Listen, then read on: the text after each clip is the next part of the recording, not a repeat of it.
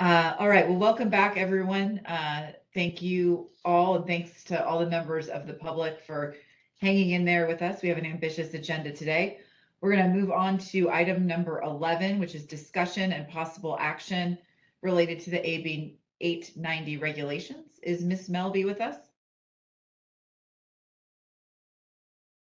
Sorry about that. I dropped the ball there. Let me get her up and into. No problem.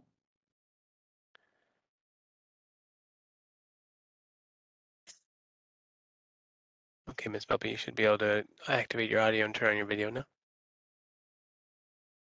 I'm on. Thank you guys so much. I apologize. I just had surgery a week ago, so a little under the weather here, but here to report out. So our regulations on the implementation of AB 890 are with the DCA director for review right now. So we still are on target for it to go live January 1st, as long as once we get to OAL for the 45-day comment period, we receive no comments. We did have several stakeholder meetings throughout this entire process, so we do have our fingers crossed, and we'll hope that that goes well. So I'll go over real quick, just section by section, the proposed text. If you guys have any questions, feel free to stop at any point. We updated 1480 with definitions of what a group setting is, knowing that we would need to define that as the 103 NPs can operate without standardized procedures within a group section. In 1481, we updated and added both the 103 and the 104 as separate categories of nurse practitioner because our board voted to not differentiate between nurse practitioners, but to call them all nurse practitioners.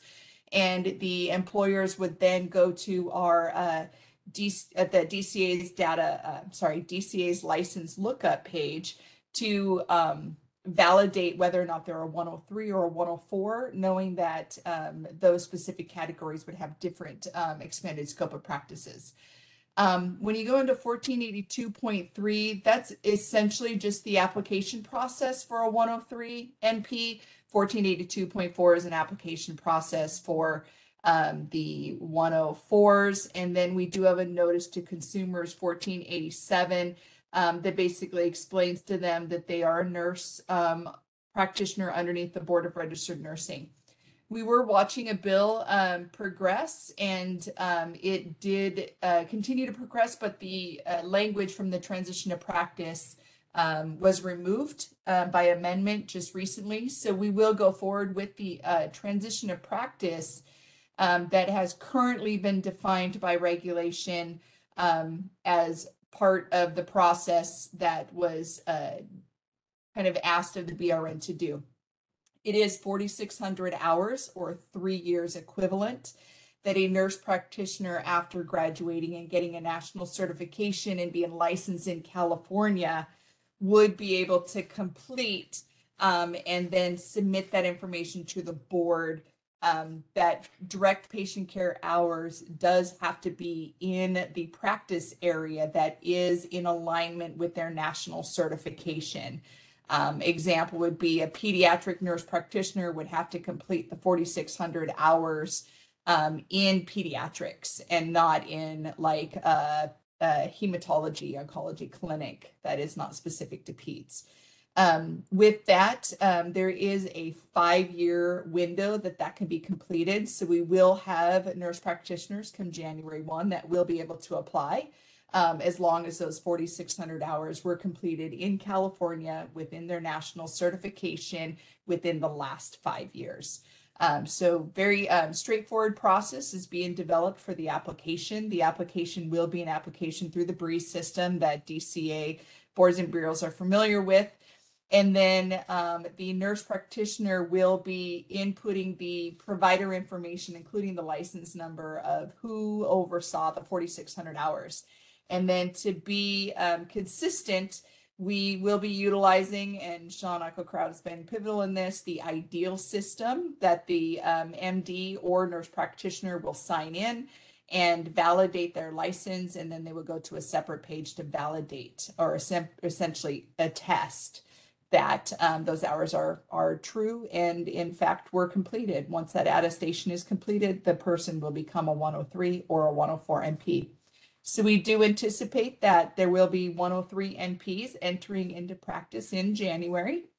As long as everything goes according to plan, those will be nurse practitioners that will be able to work without standardized procedures within a group setting. And then 3 years subsequent to that, those NPs that are working as a 103 NP without a standardized procedure in that group setting, as long as there's no disciplinary action, et cetera, that comes to that NP, they will be then able to apply to become a 104 NP, and those 104 NPs will be able to work independently within their own practice without standardized procedures. Any questions? Thank you, Ms. Melby. Are there any questions from board members, or Mr. Bone, do you want to provide any additional information from the board's perspective? Thank you, Madam President. Yes, very briefly, just wanted to add that thanks to Ms. Melby for all of her time and effort over these numerous board meetings that she's been generous with her time to join us. The staff here have reviewed the language, and we do not have any recommended changes nor comments for the board to consider. So with that, happy to answer any questions, as I'm sure Ms. Melby is as well. Thank you. Any questions from the board members?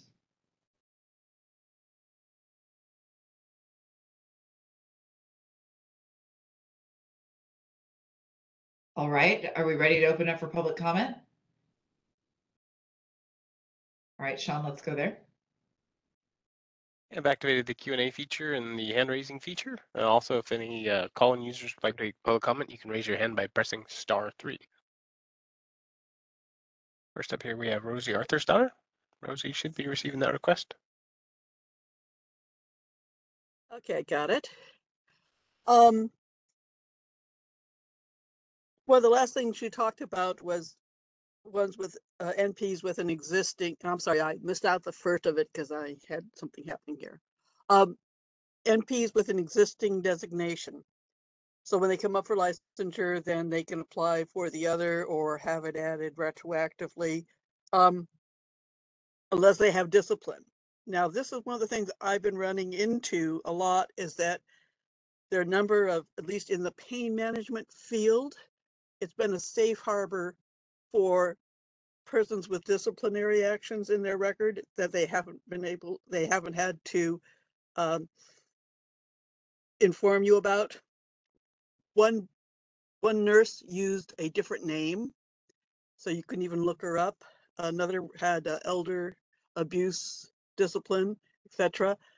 Now, will they automatically be declined this with this legislation, or is there going to be a process for people who have disciplinary actions to get reinstated? Or I'm not clear about that, and maybe I missed something and there was no written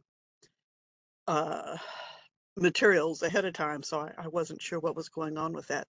But it is a concern that in the small office, in this one pain practice with 4 NPs doing the bulk of the work, that 2 of them were disciplined and nothing was ever said about it. So I do have a concern when the public isn't informed that there's disciplinary action, and it's hard to find. Anyway, thank you. Thank you for your public comment. Up next here, we have Eric Andrist.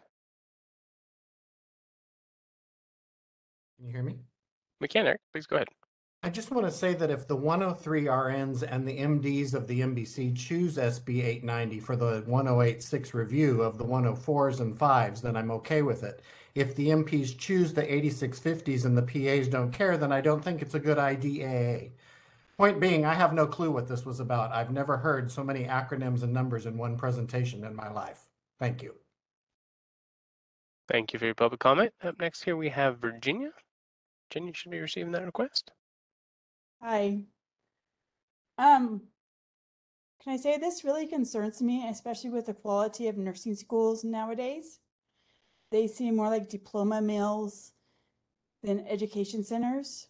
And many physicians are really concerned about the quality of nurse practitioner school, especially since many schools don't even require RN to practice for like 4 to 5 years before they go to get a master's degree in 18 months online with very limited clinical skills. Many come out saying they don't know what they're doing, and they're on Facebook asking questions about what medications to give and what procedures to do and what labs to take. So I don't feel this is a very safe option, especially without standard practice, even if it should be MD led, is what I feel.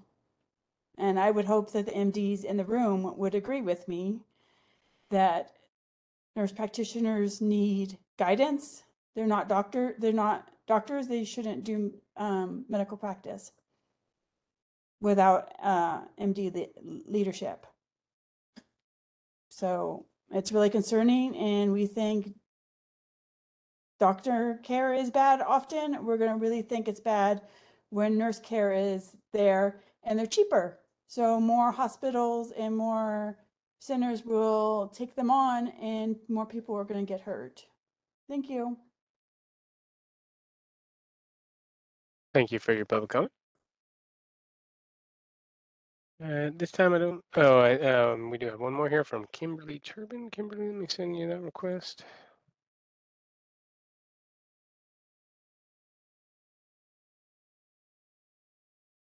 There you go, Kimberly. You should be receiving that request now.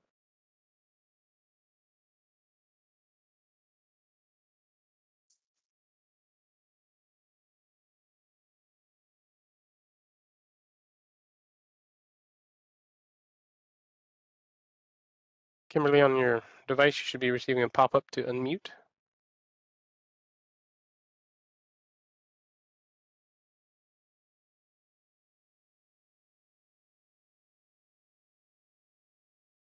Okay, I'm not seeing any activity from Kimberly there, so at this time I don't see any additional requests in queue. Okay, thanks, Sean. We'll bring it back to the board. Are there any further questions or comments? The requested action for us on this item is to review the regulations, which we've just done with Ms. Melby, and that you've got in your board packet, and then decide to direct our staff as to whether to provide formal comments regarding the regulations. Ms. Lawson, it's Dr. Thorpe. Hi, Dr. Thorpe. Yeah, thank you. So my understanding of the regulation is that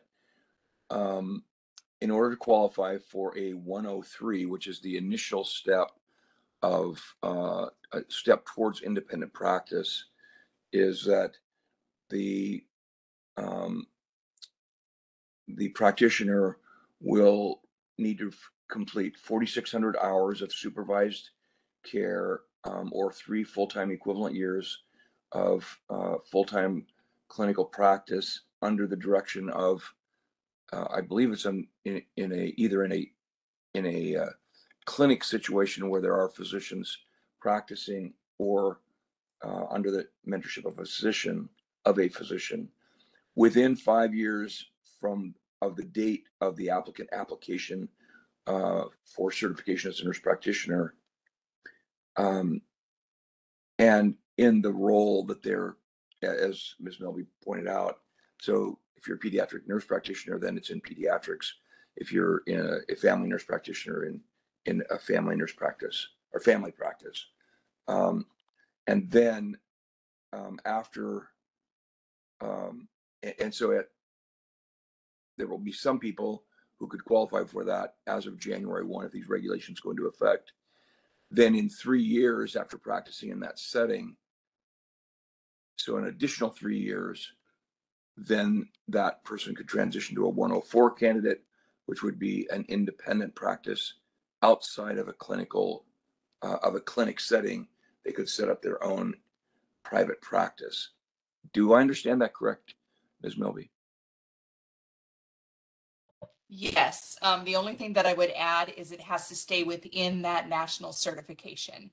So they could not go to a 104 status or that NP that has independent practice in their own setting outside of what their national certification is.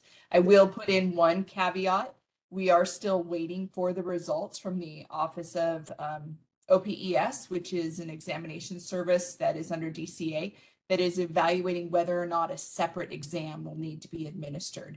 We do intend to hear the results of that at our November board meeting.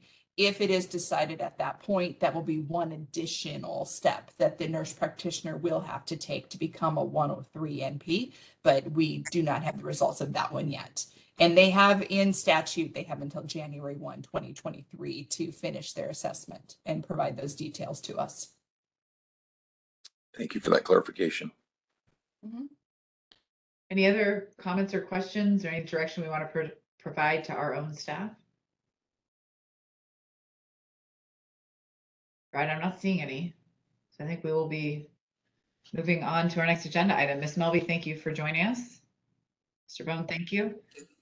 All right, we are going to move on to agenda item 12, which is discussion and possible action on development of a complainant liaison unit. I think that's Mr. Bone and Ms. Jones. Yes, thank you, Madam President. This is the staff's updated proposal related to creating a complainant liaison unit within the board. The board last discussed this at the February meeting, and the item before you reflects the staff's additional development of this proposal since that time. The purpose of this discussion today is not to finalize the proposal today. Rather, we wish to receive public comment and direction from the board, if any, on this item.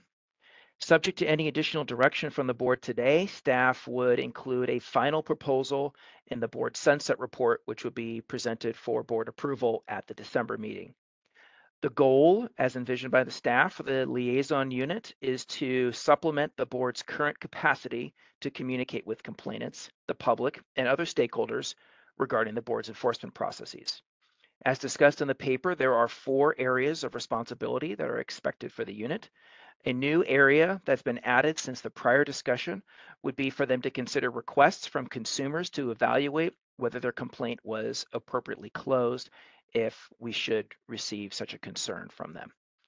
One additional note for the board is that this concept was discussed during the board's May 6th hearing of the Senate Committee on Business Professions and Economic Development. The legislators in attendance expressed, I think, a significant amount of interest in this idea, and we were encouraged to provide a proposal for their consideration, which is why staff believed that would be an excellent candidate to go into our sunset report. With me is Ms. Jones, the board's chief of enforcement, to answer any questions from the members. This concludes our prepared remarks, Madam President. Thank you. Are there any questions or comments from board members at this time?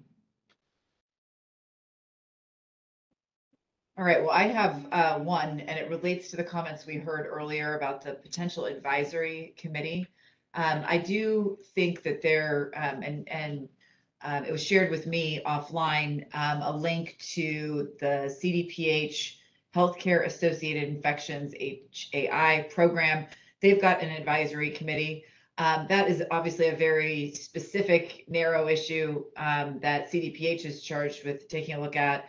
But the advisory committee idea is interesting to me, and I think it's worth us considering whether we could work that into this idea of a complaint liaison unit. Perhaps it's something that the liaison unit could oversee, recognizing that it would need to be staffed. I appreciate and just, I guess, wanted to re-reference that any proposal for this type of unit, I think, what did you propose? $450,000 per year. It's going to need an appropriation and some additional staff. So I don't know to what extent the idea of having some type of advisory committee, but I did study the CDPH advisory committee a little bit, and it looks like an interesting idea that perhaps could be adapted here. So something to consider before, obviously, we get to the sunset report stage. Are there any other comments or questions, Mr. Watkins? Yeah, my concern with, creating another liaison committee is what it's always been. The consumer within the board setting legally does not really have a legal basis. And because it doesn't have what someone said, the property right, their actual legal rights will remain unchanged throughout the whole process. So what the liaison committee will do is facilitate communication, but it doesn't change the underlying process of how that actually happens when it runs in the background to the system.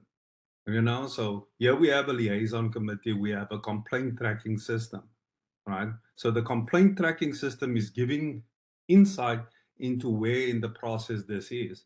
The liaison committee will then provide a verbal or written documentation or consult with the complainant. But my problem has always been it doesn't afford the actual complainant, the patients that are involved in this, any rights.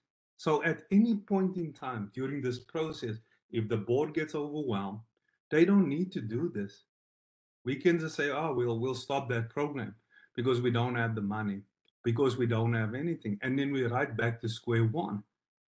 And for me, this is a band-aid on a broken leg kind of a problem, because the fundamental issue remains unchanged. And that is, we do not have an actual representation, a seat at the table after they have taken us, after the complainant has given his statement to the board investigator.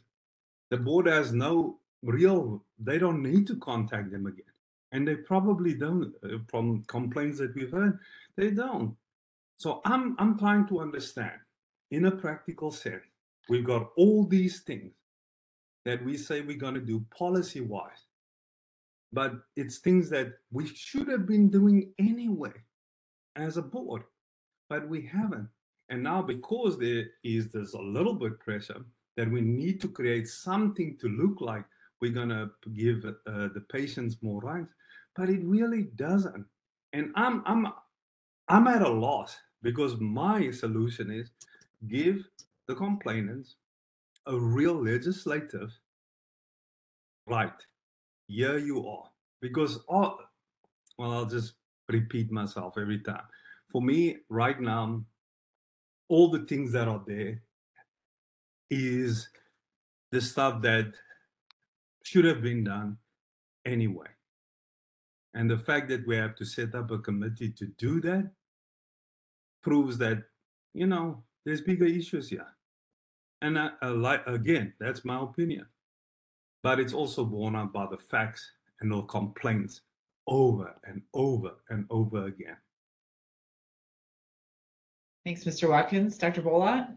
Yeah, no, thank you. I think that the issue that Mr. Watkins brings up, and I think is an important one to kind of discuss. I wanted to, in a previous discussion with some of our advocates, I do think that hearing the voice of our advocates is critical. When you look at performance excellence and performance improvement, one of the number one and number two issues in healthcare and healthcare systems is communication and lack thereof, and the issue of leadership, as that is very important to how we conduct ourselves. As far as hearing the voices, being able to, as a practicing physician, oftentimes, the physician is called upon to solve the administrative issues of a health plan or whatnot. So we have to be able to ferret out what is it that this advisory committee would be in scope. And I think hearing the voices of our advocates and being very clear in what we're doing is a first step in a system that is not designed by anybody on this board. It certainly isn't something that it evolves with the change in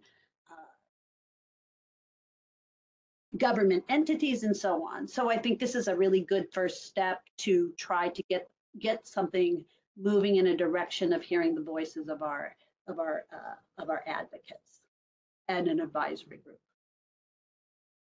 Thanks, Dr. Bullock.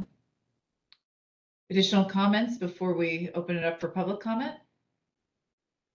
Ms. Lubiano?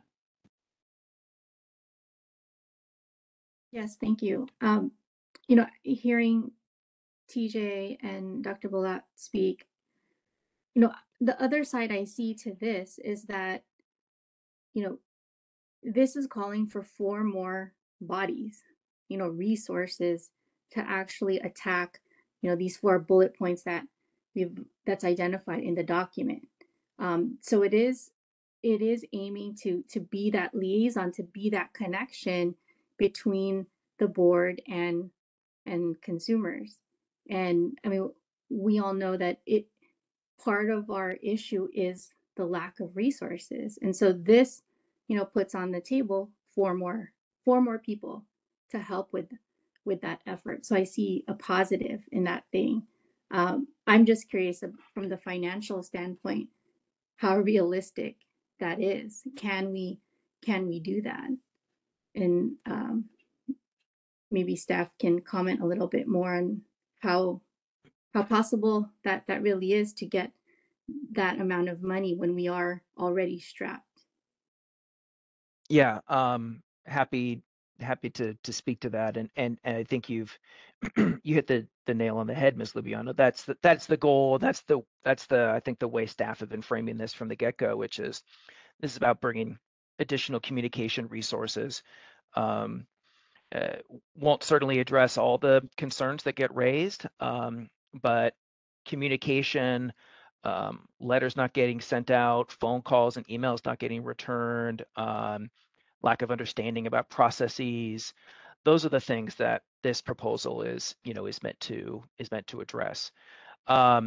With regard to resources, so how I foresee this working is this, if the board decides to put this forward and it goes into our sunset review proposal, and then the legislature were to approve it, placing, for example, a requirement in the Medical Practice Act, a statutory requirement for the development of this new unit of staff, then that's going to then inform the discussion that is going to be ongoing with regard to the board's finances, because you're right, certainly we all know the challenge that the board faces today. Hopefully that will not continue on indefinitely. Then if that gets enacted into statute next year through our sunset review process, then we would then come back and say, okay, here's the resources that the board needs. Hopefully the board's financial situation will have been improved as well next year. We'll get a fee increase to meet the board's needs, but that these additional positions would be contemplated in kind of the totality of the board's need next year. And then after that, we would then be able to seek through the budget process the spending authority and the hiring authority to then fill that unit. Hope that's helpful. No, it is. Thank you. And, it reminds me of that saying, closed mouths don't get fed. So we need more resources. This is a promising avenue where we can get more help. So I don't see anything wrong with asking for the help that we need. And, we have to ask. This seems like a precursor to laying that foundation to building that better communication between the board and the public. Thank you. Thanks, Ms. Lubiano. Additional board member comments or questions? Mr. Watkins? I like what Ms. Lubiana just said. It's kind of interesting if we're going to do this. Let's, I'm all about experimenting and trying new things. So I'm suggesting that if we were to take on this challenge, right, this is a $450K a year challenge, right, that we try and use, some of the patient advocates to actually man this or staff this unit and give them also the ability to report directly to the board as an independent part of that process. If we can do that, we can satisfy this. I would see it like as part of the trust building, because we have to rebuild the trust in the board. And so I think I would consider it with such conditions as part of it, or more. I'm open to what everybody else thinks about it. Thanks, Mr. Watkins. Dr. Thorpe? Thank you, Ms. Lawson. So I have a question, and that is, in terms of, so obviously we need to take this to Sunset Review to be able to get the funding for it, which I think is a great idea. I like this idea. I think it has real potential, and I think that to say we shouldn't do anything because we haven't done it in the past doesn't make sense to me. I think this is a step forward to try to help rebuild that trust. I recognizing that we are in an extremely tenuous financial condition within the next 8 to 12 months.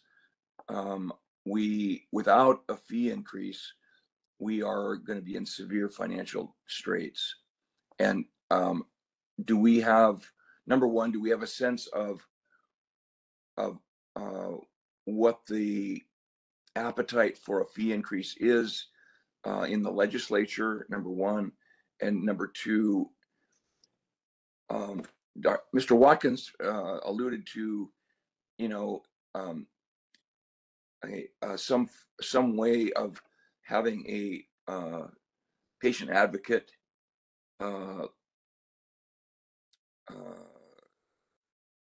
I don't know exactly how I was saying it, but some way to legitimize the patient advocate voice, other than just have them to have a more direct reporting to the board, I guess. One of the challenges there is that the board is legislatively defined, and at least currently, without legislative action, it would require legislative action to create some formal space for a patient advocate per se. I mean, we've got public members, but not to say that they aren't or couldn't be patient advocates, but that's not necessarily their role. So I guess just to try to talk carefully about this, we have the challenge of putting this in our Sunset Review legislation. We have the fee increase to put in our Sunset Review legislation, and then the issue of a patient advocate in our Sunset Review legislation. That seems like, I'm just wondering, is that a realistic path forward? And I'm not saying it's not a good path. I'm just saying we have to be realistic about what we're asking the legislature for. Yeah, I just to try to, respond to Dr. Thorpe's comments. At the end of the day, I mean, all we could do is really ask, right, for the things that we believe are going to be helpful, and the board believes rather are going to be helpful and appropriate for, for our mission, and to, to address our challenges. Certainly without, I'm of the view that without the board's financial position being significantly improved, that, yeah, the adding new positions is probably not going to be possible. And so I think part of in my mind, the hope behind this is that, our financial situation will get ultimately, settled to the point where we could be stable, and have the means that I think the board is looking for. But at the same time, as the legislature is, I expect, going to be looking at a lot of things next year, right? Certainly our sunset report that you are going to be putting together, the board's current financial needs as they exist, next year.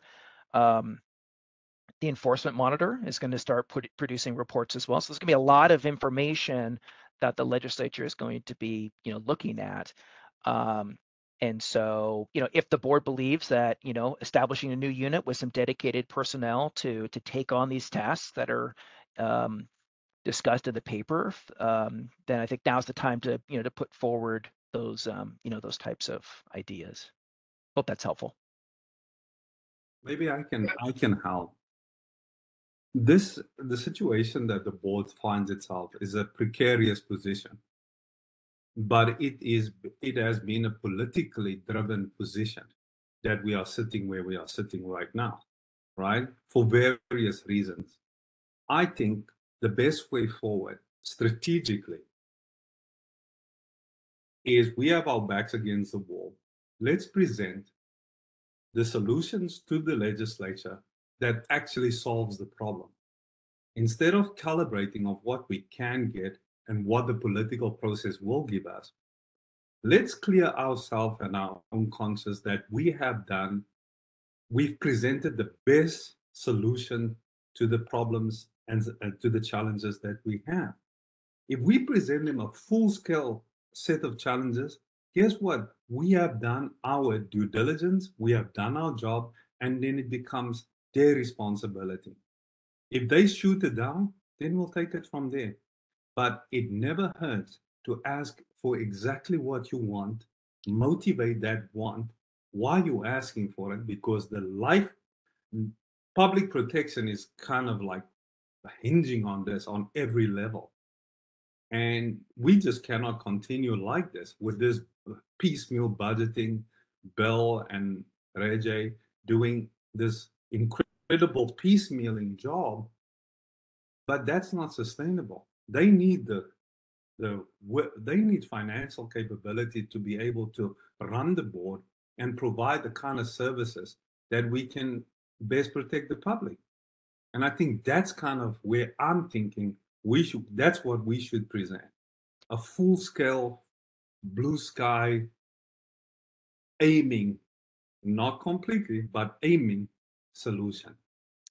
I think under the board's leadership, Mr. Watkins, we've been doing so. Looking at the proposals that the board approved last year that were, put forward in our, in our memo, very robust, very, very forward thinking. I think doing that very thing that you just articulated very well, asking for what, the board believes is going to be necessary to address the various challenges. And I think we can continue to ask for more, so that what we are asking for seems reasonable. And I probably shouldn't say that in a public forum, but you ask for more so you can settle on getting maybe what you want.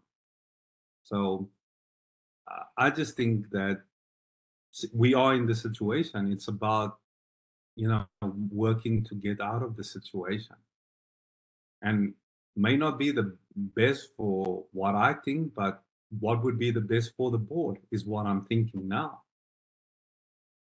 So we do have two separate agenda items. I just want to note that one is on this very specific narrow issue of the complaint liaison unit. The next agenda item we've got is on sunset review more broadly. So I guess I just want to be sensitive to the fact that the way we agendized it is with two separate things, because I think we're bleeding into agenda item 12 at this point. So if we could just focus our comments for now on the complaint liaison unit and whether we want to advance these proposals. And then we're going to have a broader discussion in just a short period of time on what our strategy is and the things, whether there are new ideas we want to include in our sunset report. Mr. Brooks, you had your hand up. Yeah, so I'm in full support of this new complaint liaison unit.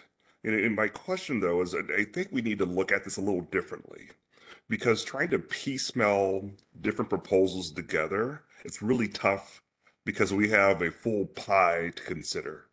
We probably have 5 or 6 or 7 or 8 real priorities for this board for, patient protection.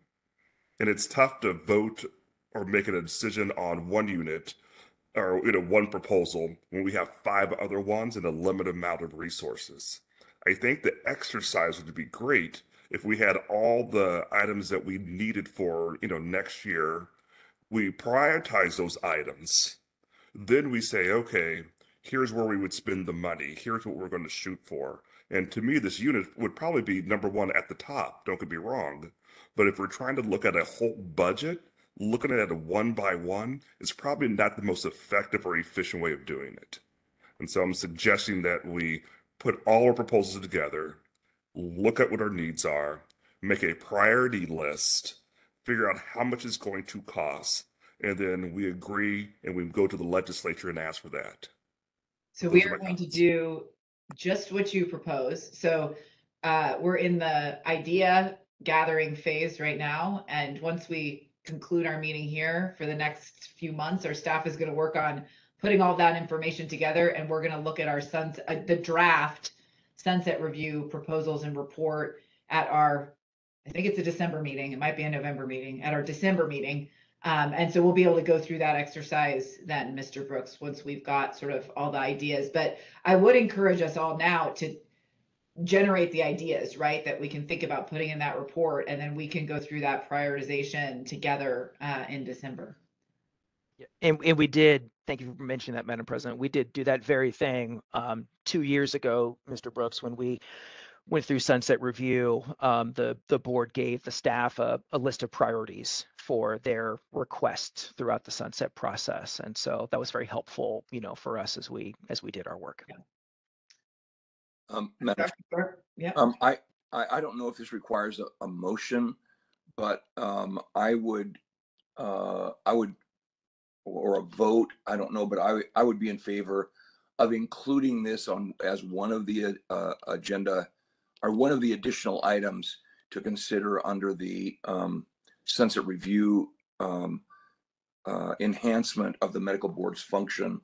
And this complaint liaison unit plus the other advocacy, I can't remember exactly what you called it, but the other Advisory committee as well. advisory committee, the advisory committee as well. And I would suggest that we direct staff to flesh those out as part of our proposal for sunset review. Great, thanks, Dr. Thorpe. I'm not seeing that we need a formal motion. I'm seeing that direction, which is us talking about this and with staff here, is enough. I do want to open this up for public comment if we're ready to do that at this point. All right, let's do that, Sean. Okay, the Q&A window and hand-raising feature has been activated for anyone wishing to make a public comment. First up here, we have Rosie Arthur's daughter. Rosie, you're receiving that request. Hello. Okay, it sounds like you're talking about having an ombudsman, and a lot of regulatory agencies have such a person that is a liaison, and they're also able to help. You also, we're 7 years into, I don't know, a 2-year plan regarding the actual activation of your prescribing task force. Now, there's no reason why, after 7 years of nothing being done, that this couldn't be used to cover these issues and invite the advocates into that process more actively instead of shutting them out. I mean, 7 years is a long time to wait for something to happen, and that might be your way to go. The other avenue you might look at is the ADA responsibilities that any of the government agencies has to assist a disabled person or their advocate or assistant, who's considered the same, in processing the paperwork and things. You already have that responsibility under the laws of the state of California. And either in the Administrative Procedures Act or one of the regulations, there's one that's called, in some venues, it's called a duty to assist. And that means that if I come in, I can say, here's my problem, I need you to write the complaint, or I need you to help me with this. And the state has a responsibility, depending upon what the situation is, to assist you in acquiring the benefits or entitlements that are available to you within the law. and not to do it in such a way that you deny access. You know, like if there's 3 choices, you have to let the person know what the 3 choices are. You can't say, well, this one costs the state less, so I will put them this way only. So there are already things within the law and within the Administrative Procedures Act and the regulations that allow you or require you actually to do this. So you may not have to reinvent the wheel. It's just a matter of how you facilitate that process that should already be in place. This agency, 30 at seconds. one time, you could walk into the office like Dr. Costa in Shadelands, and they would sit down and write the complaint up for you, you know, or come out to the house and take the information, tell you what you needed. So there was a time when that happened. So I don't know if that's gone away, because I know the laws regarding disability access are still on the books. And pretty much everybody who has a problem Please has conclude. some form of disability or access. Thank you. Thank you for your public comment. Next up here, we have Susan Lauren. Oh, I'm sorry, actually, it's Alka Ari next in line.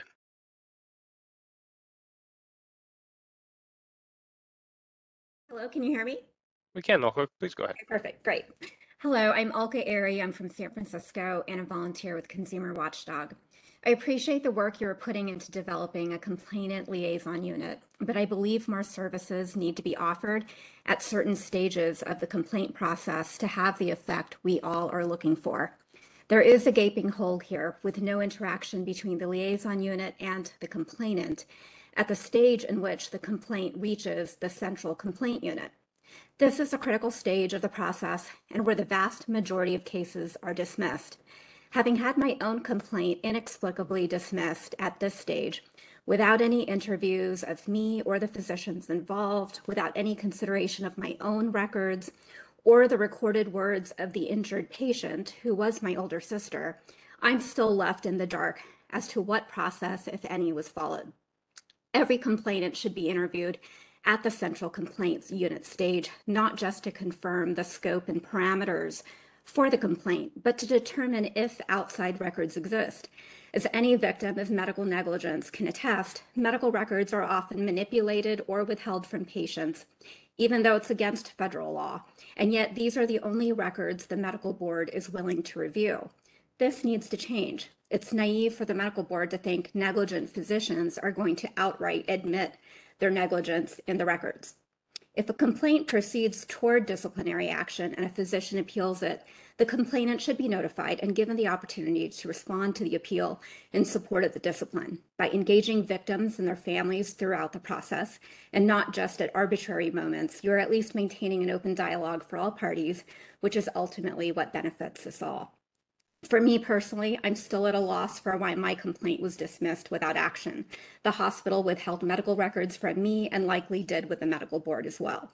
My sister's physicians failed to diagnose a condition that was under their purview until it was too late. Their failure resulted in a delayed lung transplant listing. The physicians then demanded both me and my sister stay quiet about their negligence in order for her to be listed for a transplant. I'm only able to talk about this now because my sister died. Her death liberated my voice. This unconscionable quid pro quo and related facts can all be substantiated through my records, but the medical board chose not to consider them. Had I been simply interviewed, I think my complaint would have at least been referred to the field. State law prevented my access to the legal system, leaving the medical board as my only path for justice. But the medical board did nothing about it. The existence of a liaison unit would have certainly helped me, and I hope you can develop it at the earliest stages of the complaint process where it's needed the most. Thank you. Thank you for your public comment. Up next here, we have Susan Lauren. Sorry, Susan, you should be receiving that request on your end. Hi. First of all, I would like to express my condolences to the previous caller. And I share your frustration, and I'm very sorry. And I was interviewed. Even Virginia and I have been talking for years about these falsified records. I agreed with what Mr. Watkins said the first time around, and I usually agree with him, and I'm so grateful for him. But I didn't agree on the second time around. I am skeptical about this, even though, yes, we need someone to hand walk to help people through the process. That is a separate thing. But even with the falsified records of Saulberger, there was still clear and convincing evidence of egregious assault, of removal of body parts, and you did nothing. I had dishonest communication with the Department of Consumer Affairs and Christina Delp, who told me to report my case of assault to the police and DA, but denied my case. I have heard from people who claim that Saulberger hurt them before and after me, and I believe them. And you are not fulfilling your job. You're trying to do Band-Aids. If you want to spend money in the right place, spend it on prevention. How do you feel when you see action time after action time, death after death after death after death by plastic surgeons? And what's not taken into account is the long-term harm, because there are not comprehensive longitudinal and longitudinal studies, but the studies that there are, the scientific studies, show fatness and endocrine organ, and it shows all the disease processes and all the problems that happen besides assault that I'm dealing with, and that so many multi-thousands of people, especially women, are dealing with. So, sorry, yeah, of course, yeah, my voice goes up. I'm in pain. I'm in unbelievable pain, and I'm angry. And besides Virginia, who else speaks about plastic surgeons? You're going to have a unit for what? You're going to let people continue to be harmed. And I mean, nothing that you're doing makes sense to me. You're not focusing on the problem. I don't know what goes through your head or your conversations when you just push away all the plastic surgery victims and you don't do anything. That's what you should, at your sunset review, bring to the legislators. I have tried, and expecting someone in my state of disability, which, by the way, I didn't get any help with my report, and what I did is I got gaslit and emotionally tortured by you people. And I'm angry, and there's a quote, something like, if you're not angry at injustice, then you're unjust and immoral. And that's what I find, those of you on the board, stop it now. And you look at me with your judgment. I was mutilated alive. To see if you could do better under this circumstance. Just stop it.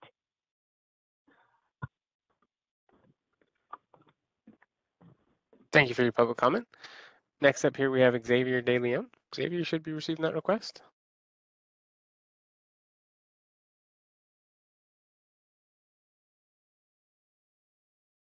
Can you guys hear me? We can, Xavier. Please go ahead. Okay, perfect. My name is Xavier De Leon. I'm from Bakersfield and a volunteer with Consumer Watchdog. I appreciate your efforts in creating a complaint liaison unit, but we need a unit where we can engage in every aspect of the enforcement process. You have left engagement about your complaint while it is in the central complaint unit out of the liaison unit responsibilities, which is a problem. The majority of complaints are dismissed while in the central complaint unit. Whatever is causing so many complaints to be dismissed in this unit really needs to be addressed. We need our 3 steps to consumer input into the enforcement process included into the liaison unit responsibilities. We need staff to interview family members before a complaint is dismissed. We need for the family to be contacted after the physician interview to see if we have information to provide. We need to be notified before the doctor receives a settlement and or be given the opportunity to provide a victim statement impact. I really believe more consumer input will provide a more balanced enforcement process. The doctor gets to appeal a decision without a problem, but a family has to file a request review form to see if their case can be reviewed, and the decision is made by a customer service agent with the complaint liaison unit. This is not due process for the family. I can appreciate your attempt at fulfilling our request, but our request still stands. You as a board close too many complaints. Many are death complaints like my son's complaint. There has to be some balance for the family, not just for the doctor. We need interviews upon the closure of all quality of care cases, especially death cases. Thank you. Thank you for your public comment. Next here we have Black Patients Matter. Should be receiving that request. Yes, thank you. So um, with the complaint liaison unit, it sounds like a great idea, and of course we're all talking about funding for it. Perhaps it could come from the DCA, I don't know.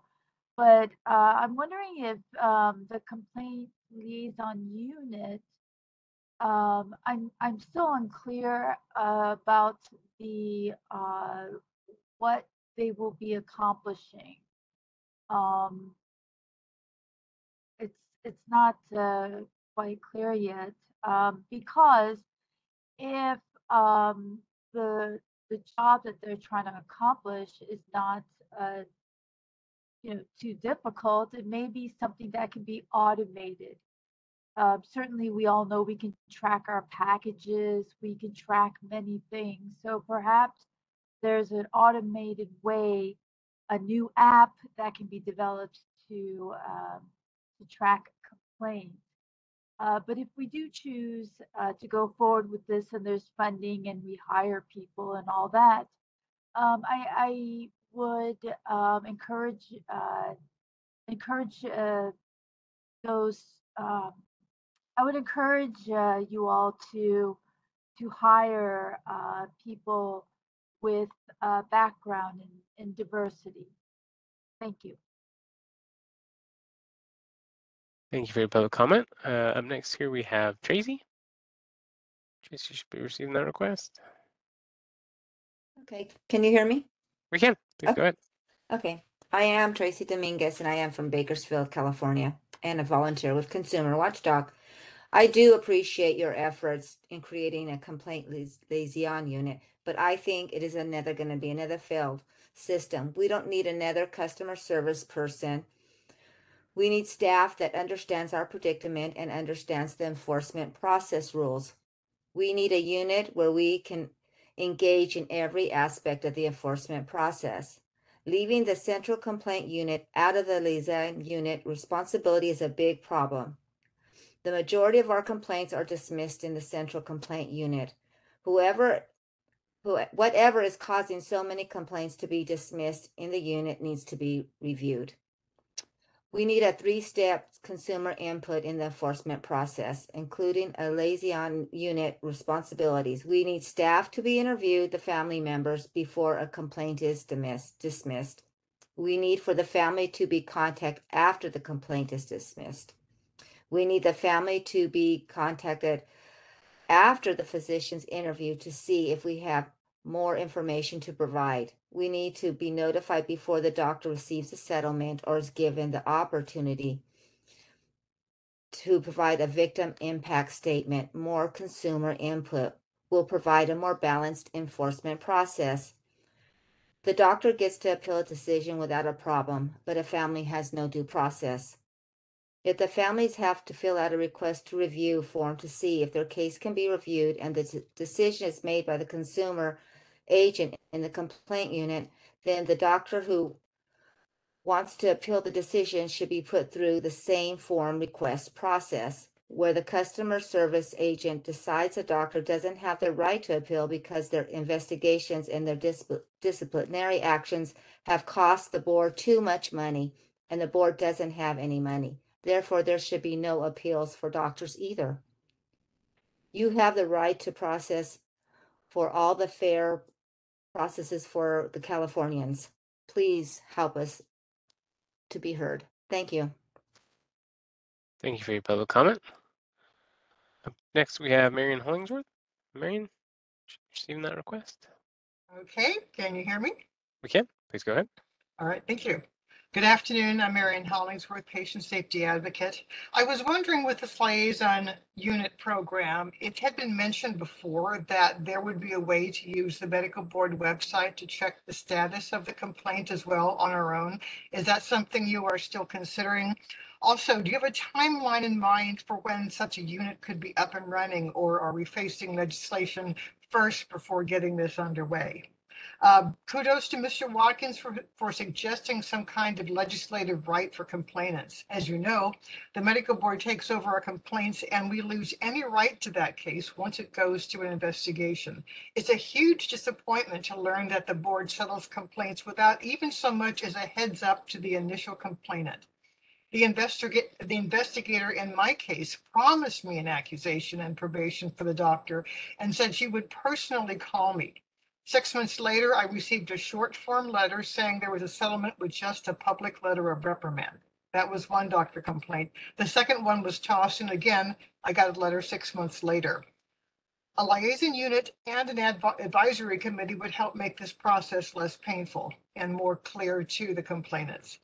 I applaud the idea of a complainant liaison unit, but I would also urge you to consider bringing in some advocates and consumers who have been through the process and to make this easier for the public to maneuver. We need to have public input for this unit.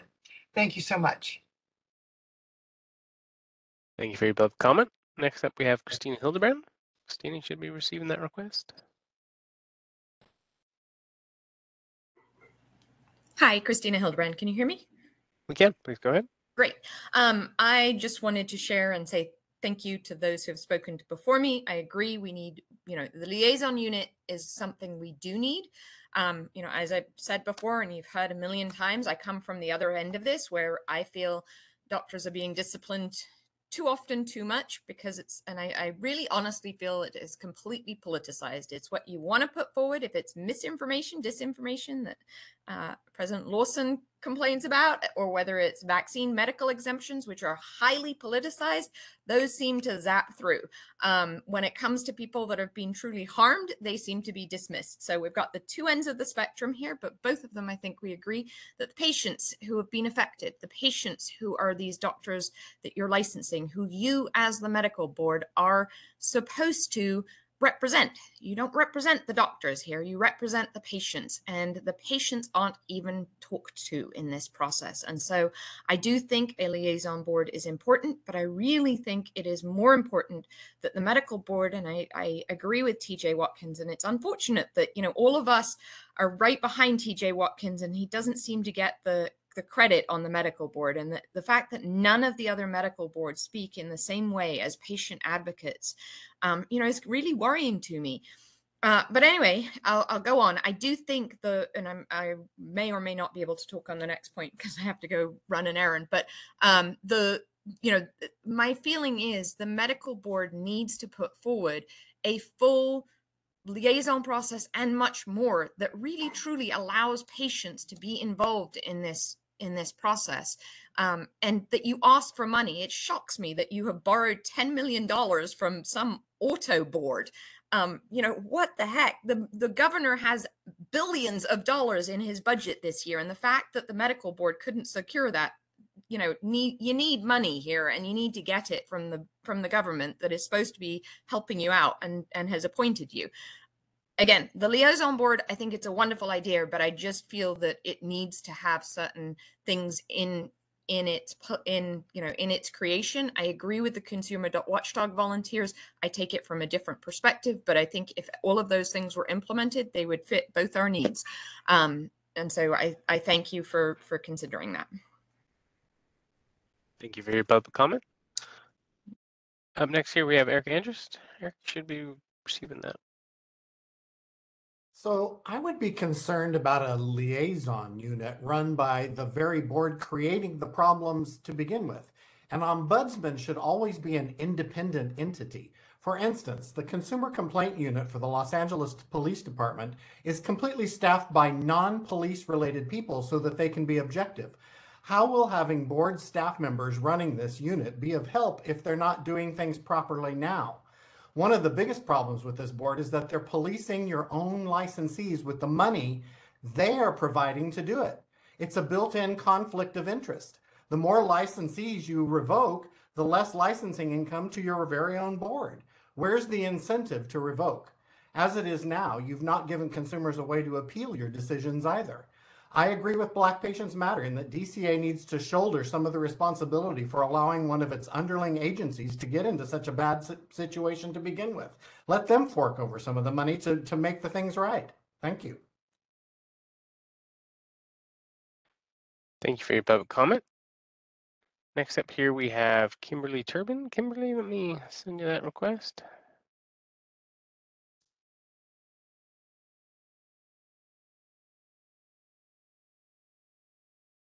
Looks like your line's open. Kimberly, are you there?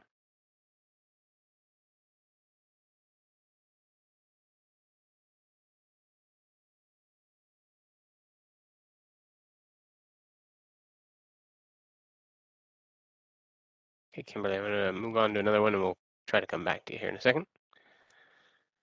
Next up, Michelle Montserrat Ramos. Michelle, let me go ahead and send you the request.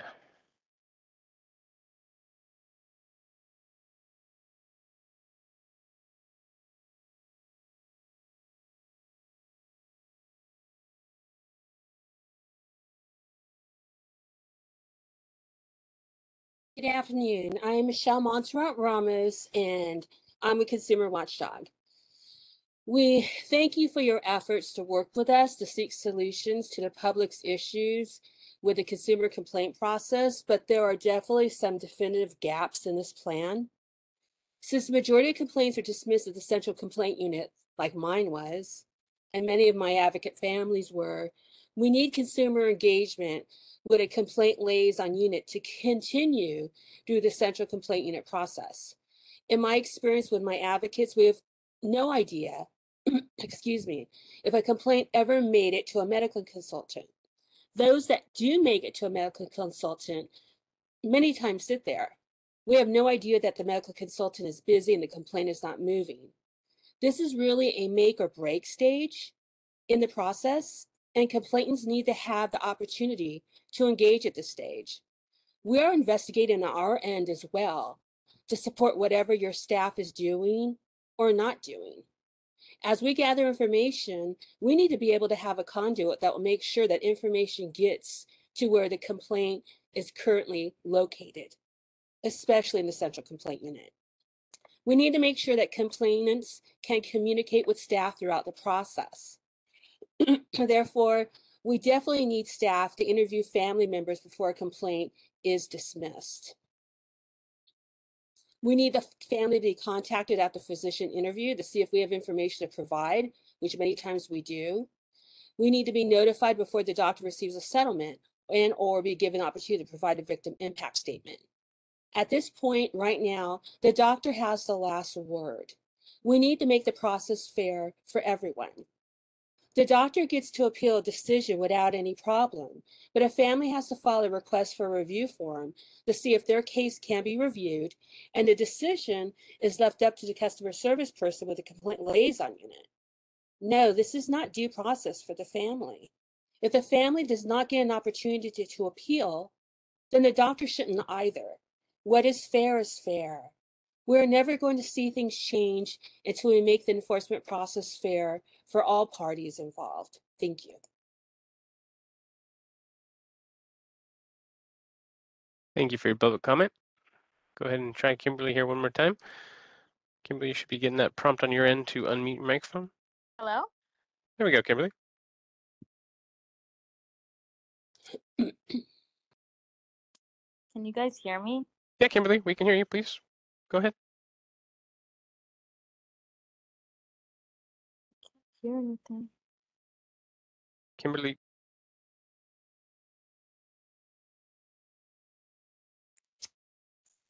Okay, I think I'm just had a concern that Kimberly's not hearing us and doesn't know what's going on. I'm going to skip her again now and try to send her a message. Next up, we have Wendy Connect. Wendy, you should be receiving that prompt on your end.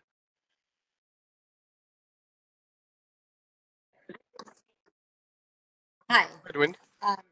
I just have a brief comment, and I want to say that I wholeheartedly agree with all the advocates about the transparency in the complaint process, which I can attest to. I've been dealing with for the last 3 years, and it's really amazing to see how you're felt like you're put in a position where you're sort of felt like the criminal, like you've done something wrong because everything is so secretive. And I've made this suggestion before, and I feel like maybe now somebody's going to listen.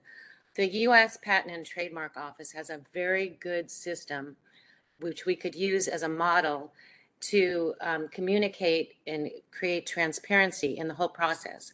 What it is when you you file your patent, you get a number, you get a secure sign-in, and at every stage you can see what's been filed, who's done what, and you alone, it's not like you can see the paperwork maybe, but you can see exactly where it is in the process. And it makes you feel like you have some knowledge and some control over the whole process. And I think it would be a great thing for you guys to look at, to maybe use as a model for this issue that I think really needs to be solved. And I appreciate it. That's it. Thank you. Hello? Yes, thank you for your public comment. Try to go back here to Kimberly one more time. Kimberly, give me just a second to find your name again.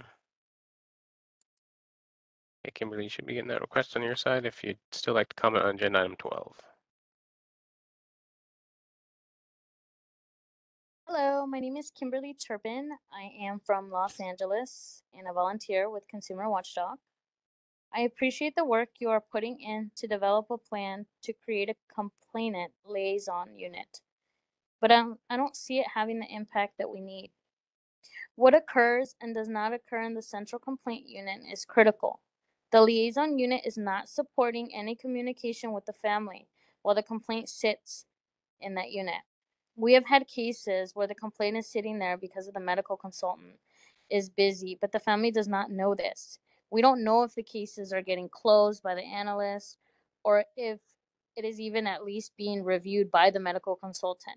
Yes, once we've had a complaint tracking system, hopefully that will give us the information, but we don't have that yet. Meanwhile, we need input with the liaison unit when our complaints are in the central complaint unit. So a family's ability could provide more information or to be explained to them why their complaint was closed. It's going to depend on whether a liaison unit employee approves a request for review form. I can appreciate your attempt at fulfilling our request, but our request still stands. You as a board closed too many complaints. Many are death complaints. There has to be some sort of balance for the family, not just for the doctor. We need interviews upon the closure of all the quality of care cases, especially death cases. Thank you. Thank you for your public comment. Glad we got you in there. Let me just double check. Okay, at this time, President Lawson, I don't see any additional requests.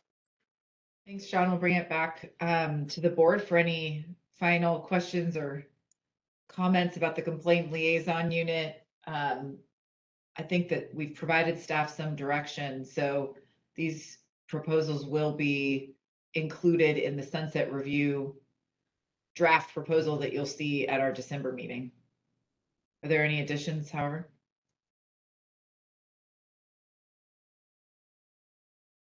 Okay, I think we will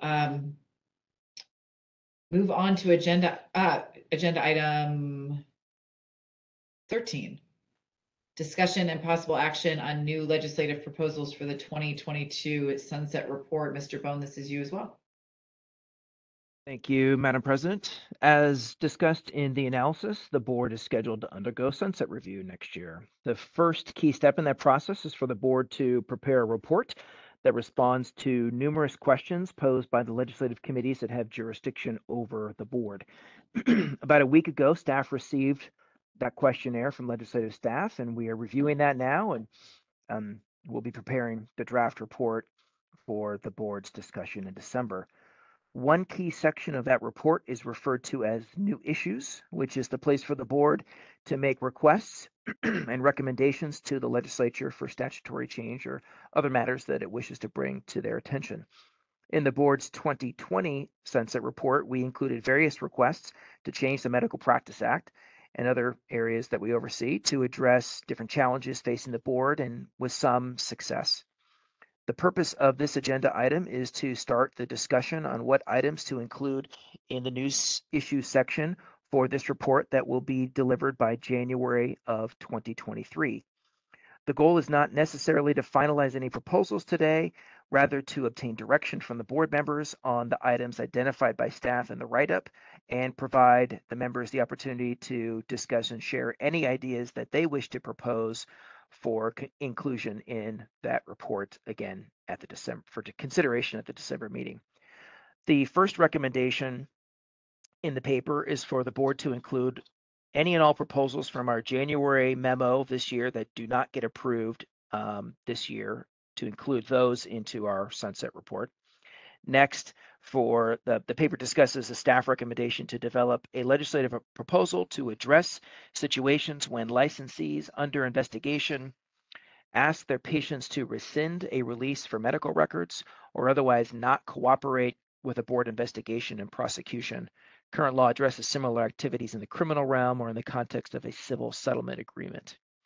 Regarding licensing, staff proposed some technical and clarifying changes to the Medical Practice Act, including 2 that would provide the board and licensure applicants additional flexibility following the change in licensure laws at the beginning of this year related to postgraduate training requirements.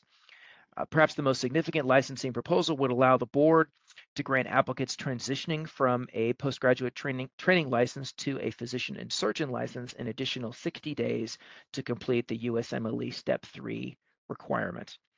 Further, staff encourage the members to share any proposals or suggestions they have to change statute. Staff are happy to conduct any additional research or development on the proposals in the paper or those raised by board members and include them in the draft sunset report again in December. I would suggest, Madam President, for any direction or motion that comes from this item for staff to be directed to work with the president and the vice president to refine these proposals between now and then. At that time, Madam President, staff are happy to answer any questions. Thank you, Mr. Bone. So I think we, in addition to the proposals you just articulated, obviously we just spent some time talking about the complaint liaison unit, which we'll want to have a part of that. The other thing I heard this morning was about these 805 reports. And, you know, in addition to the 805 reports in the context of the hospitals, I think we ought to take a look over the next couple of months and see whether there are other improvements to that provision and associated provisions that we would want to see made to improve the operations of the board. So those are the 2 that just come to mind that I want to make sure we include, but now I'll take it to the board. Are there any comments, any ideas board members want us to consider?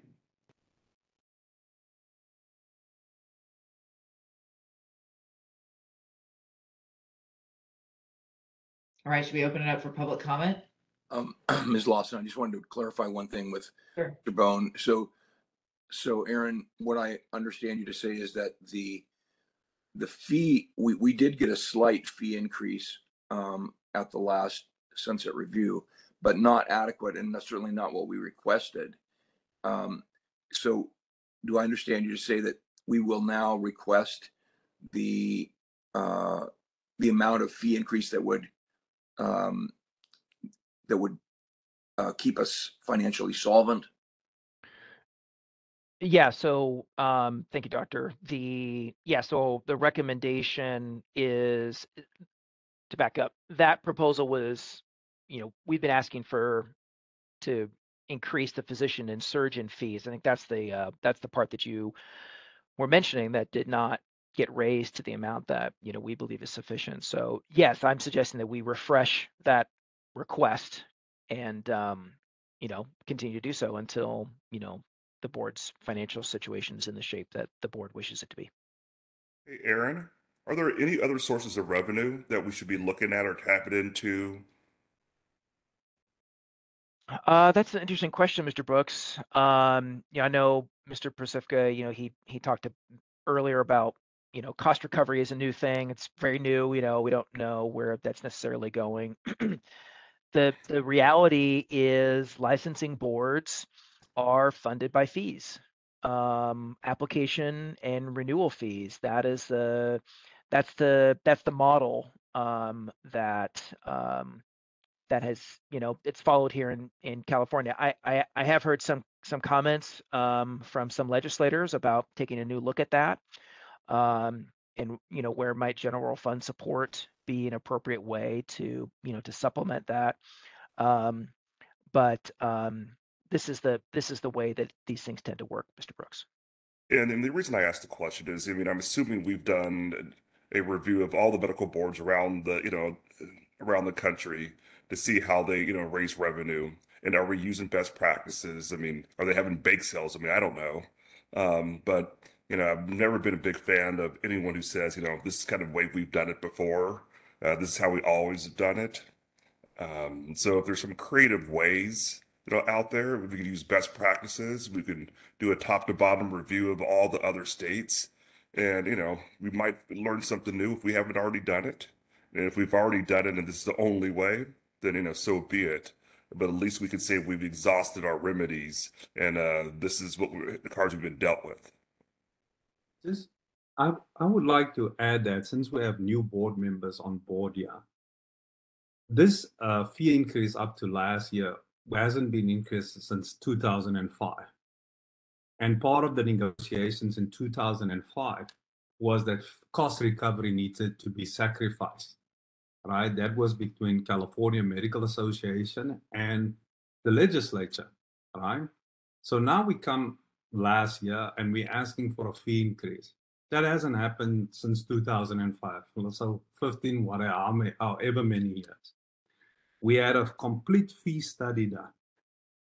And the fee study indicated, and you can request these records from board staff, that the fee, that increase that we require is the minimum to keep this board operating at somewhat of a normal level. We were denied. Those numbers were researched, it was run through proper modeling. We actually need more than what the fee increase is in order to operate this board. But we are asking for just enough because the process is politicized. Here's the deal moving forward. We just have to advocate as hard as we can. Mr. Bowen is doing his job, but all of us have to get on this and really go out and do our bit just so that we can secure the money to have this board operating so that we can do the business. And the reasoning continually was that we don't want to burden the doctors, right? If I recall the numbers, the fee increase is over 2 years. And I think it came up to, I'm not sure what the numbers are, but like $400 or $500 a year, right? For a physician surgeon license. Whereas other fees for other associations are way higher than that. This is your license. This is what keeps you qualified in the state of California. This should be a priority. We, unfortunately, do not have the same political, and here's this real talk, the same political strength to demand this fee increase. But we need it. So that's a steep mountain to climb. But I say, let's put on our boots and let's climb this mountain. That's how I feel.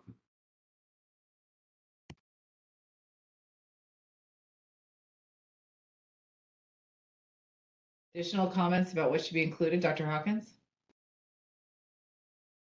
It's really just to amplify, be more direct to what TJ just said, is that the legislature is just more responsive to organized medicine than it is to the public.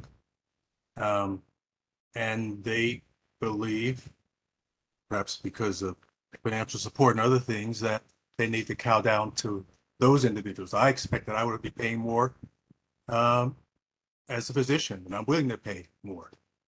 But this is an issue that we don't seem to be able to get anywhere with because we don't have the clout, and organized medicine does.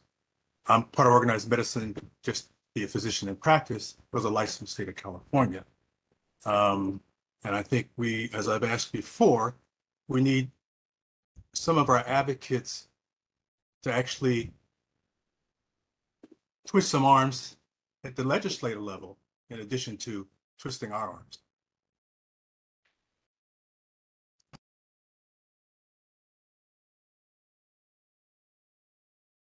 All right, should we open it up for public comment? Let's do that, Sean. The Q&A window and hand raising feature has been activated.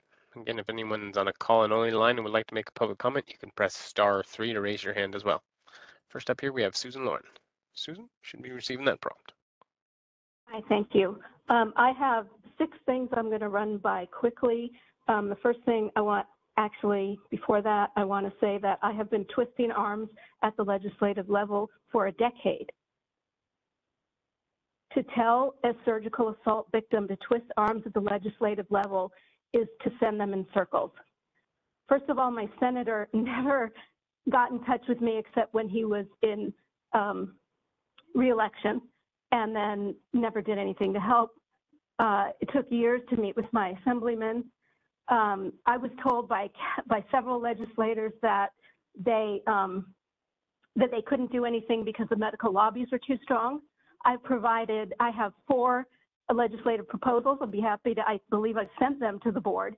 I mean, the frustration level is just unbelievable that nothing's being done. So that is not a solution unless you want to work with me, and let's get this done. I'll run through the 6 things. Also, I've said it before, and it's incredibly frustrating to me and probably to you too. I am an intractable pain person because of the assault. And I don't like my voice going up like this. It's not how I want to present myself. As the meetings go further in the day, this is what happens to me, and I hate it. Anyway, here's my 6 things.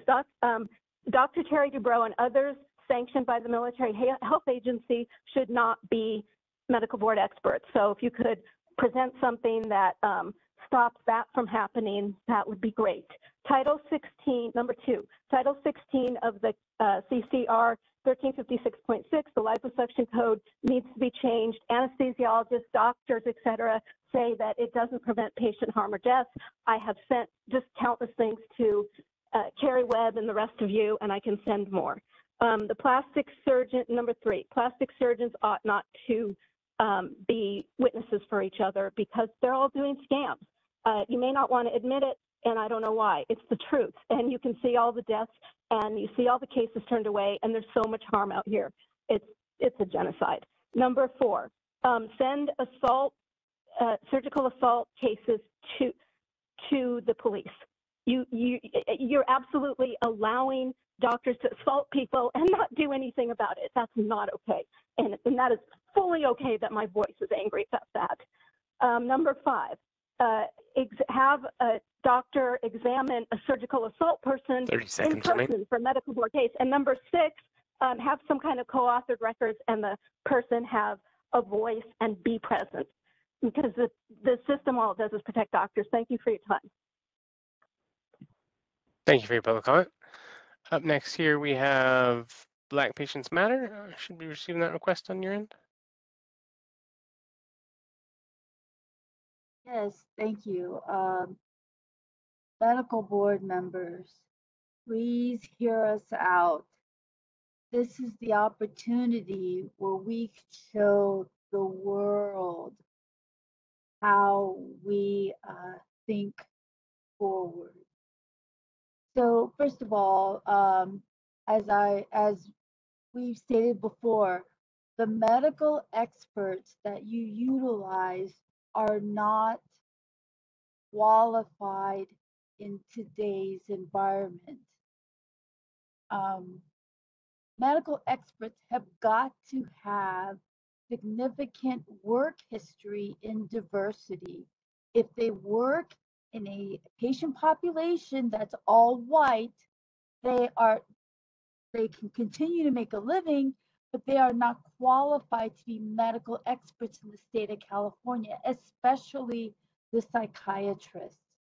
So it's very important that we have medical experts and consultants who work with a diversified patient population. And if they do, it needs to be on their resume. If it's not on it, then it's not important to them, and therefore they cannot be a medical expert. And then also the fact that we're talking about problems with funding and creating a liaison group, expanding the the government workers that are needed. Look, it is time for mediation. The way mediation can work is that if the physician agrees to pay for the mediation, we can go through with it. No money lost, problem solved. It's a great off ramp that will pay for itself. And it will also help to address patients' concerns. And help to answer their questions and give them relief, because we're giving them more of the power rather than Miss Castro. Miss Castro's lost all credibility. She's dishonest. She's dishonest. So those are my suggestions.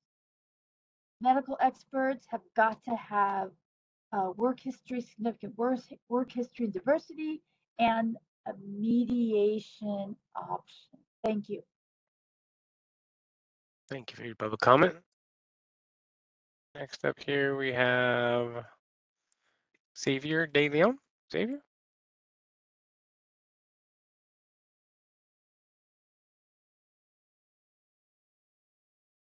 Xavier, you there? We just lost Xavier. For him to come back here. Next up here we have Alka Airy. Alka, go ahead and send you the request. Great. Can you hear me? We can. Please go ahead. Perfect. Hello again. My name is Alka Airy. I'm from San Francisco and a volunteer with Consumer Watchdog. I support changing the evidentiary standard to preponderance of evidence and find a great need to push this issue for the next sunset review. I also support the new requirements for disciplined doctors seeking to modify or terminate probation and an adequate fee increase for the board. At a more fundamental level, though, what we need right now is better transparency and communication. The current complaint process is heavily weighted in favor of physicians at the expense of injured patients. To improve the complaint process for all stakeholders, we need medical board staff to actually engage with complainants. This means interviewing complainants and considering their records, not just the ones from physicians and hospitals. This means interviewing physicians rather than relying on optional questionnaires. This means substantiating physician statements and verifying them with complainants rather than assuming anything a physician says is true. If a physician is disciplined and offered a settlement, the complainant should be notified and at least given an opportunity to share a victim impact statement during the process rather than at the end. We also need all complaints involving patient deaths to go directly to investigation per the DCA complaint prioritization process. The medical board may be exempt from the process right now, but this exemption needs to be removed. Dentists and nurses shouldn't be treated any differently than physicians. We also need an appeal process for complainants. Currently, if the medical board dismisses a complaint without action, and as I learned, without having to provide any explanation, a complainant has no recourse. Interagency referrals also seem to get lost. A portion of my complaint to the Department of Public Health was referred to the medical board, but I have no idea what happened after that. When I contacted the Department of Public Health, they told me to contact the medical board. When I contacted the medical board, they told me to contact the Department of Public Health. I even sent a letter to the executive director of the medical board and didn't receive a response.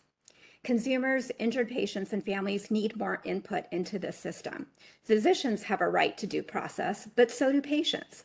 Injured patients are already so vulnerable, so when they or their families speak up, we should be encouraging them rather than silencing them.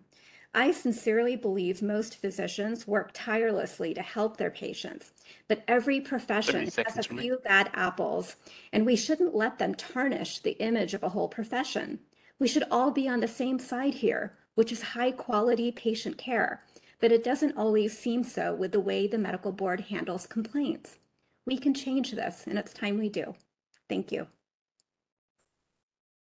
Thank you for your public comment.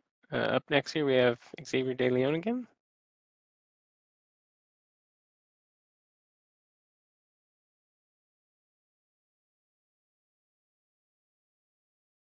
Xavier, I see you coming off mute, and then looks like your audio drops off. Try one more time here.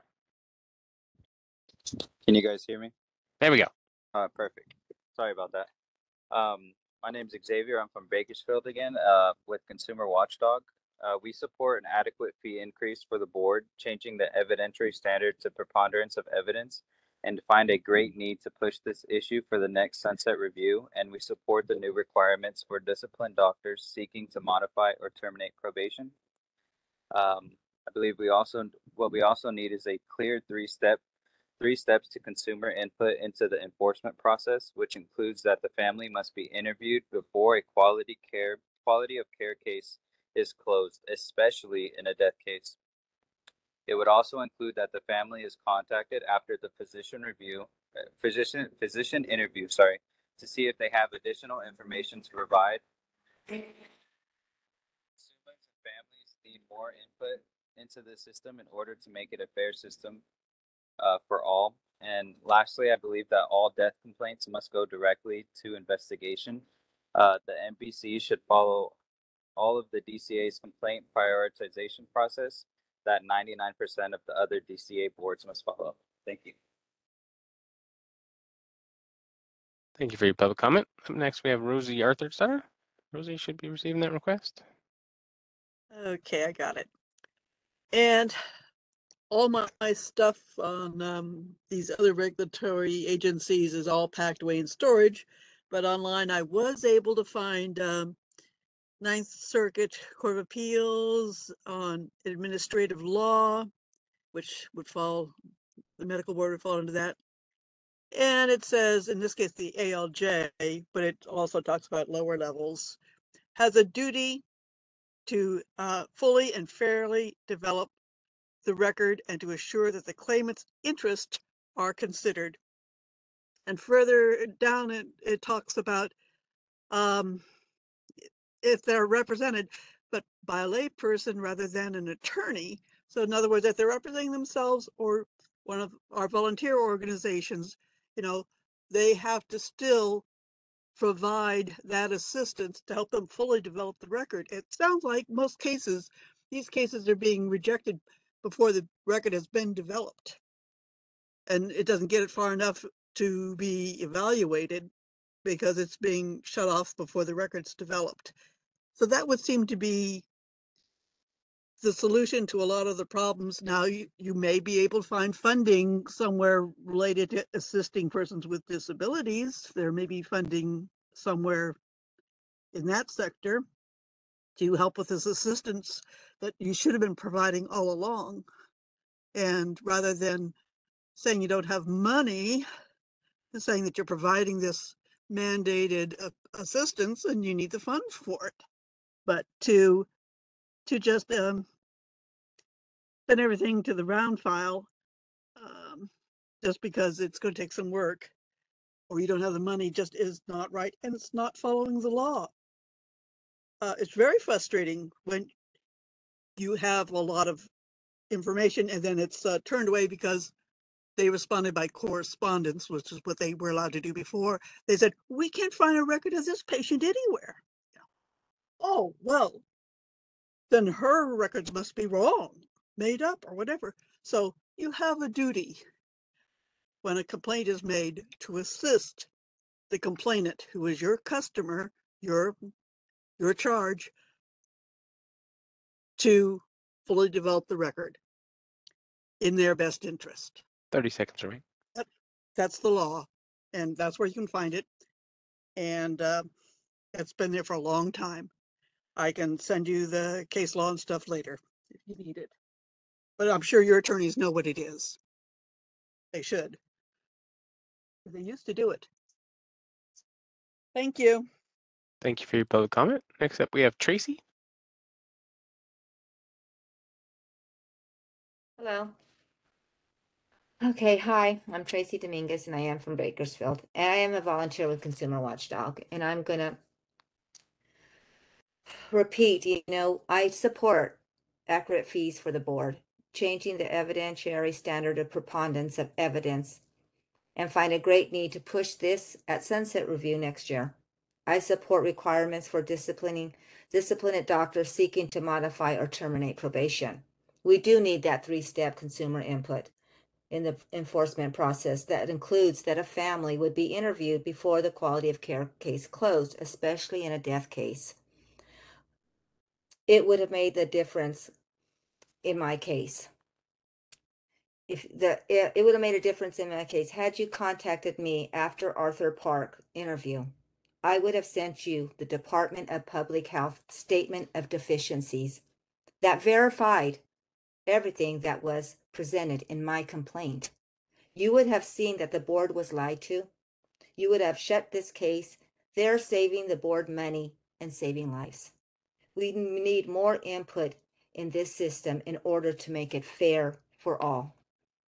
And all death complaints must go directly to an investigation. The board should follow the DCA complaint priority process that 99% of the DCA boards must follow. I thank you for listening to our concerns and our complaints. Thank you very much. Thank you for your public comment. Up next, we have Eric Andrus. Eric, you should be seeing that request.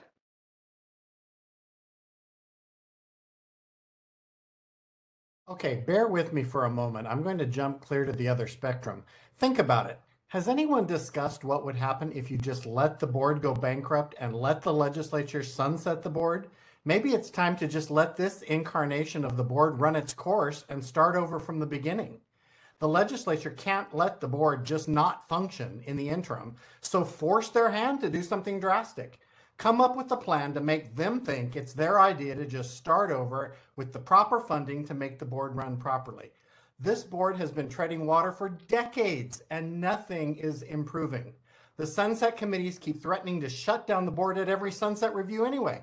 Let them shut it down, then rise like a phoenix from the ashes. Thank you. Thank you for your public comment. Except here we have Kimberly Turbin. Kimberly, let me.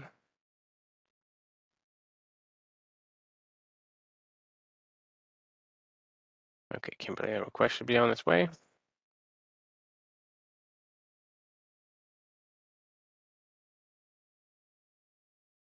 Kimberly, I see your line open.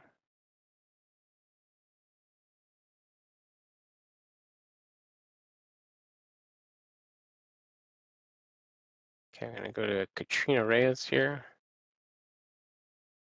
Katrina, let's see if. Good afternoon, board members. Katrina Reyes with the California Academy of Family Physicians. I would like to commend the board staff for taking a proactive approach to ensuring residents can continue clinical training when their PTL expires and cannot apply for physicians and surgeons license because of difficulty scheduling, taking, or receiving exam scores for the USMLE Step 3. We will look forward to working with the board on this issue. And again, I thank the staff for taking on this fix. Thank you. Thank you for your public comment. See here we got Michelle Montserrat Ramos. Michelle, let me send you that request.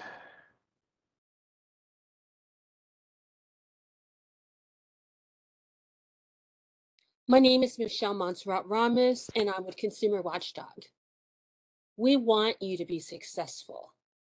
We need you to be successful. Therefore, we support an adequate fee increase for the board. As I've said before, when you come forward with legislation that improves consumer protection or transparency, we will be there to support you and help push that legislation. We have shown you this. We need to make the enforcement process fair for families. In order to do so, we need you to pursue the 3 steps to consumer input and enforcement process, starting with a required interview for families before the quality of care case is dismissed. We believe that our communication consumer input tools will make a difference for families, but it will also improve your process for your staff as well. We need a fair system for all. We realize that you have been excluded from the Department of Consumer Affairs complaint prioritization process, along with the Board of Podiatry, but you need to fix this. All death complaints must go directly to investigation. The board should follow DCA's complaint prioritization process that 99% of other DCA boards must follow. If optometrists and nurses must follow these guidelines, then doctors should as well. Finally, you have heard our concerns about 805 reports. Thank you for accepting our requests and recommendations. We will work with you to push through any legislation you find an author for to post 805 notifications on the physician profile. This transparency will save lives. Thank you. Thank you for your public comment. Going back to Kimberly Turbin here one more time.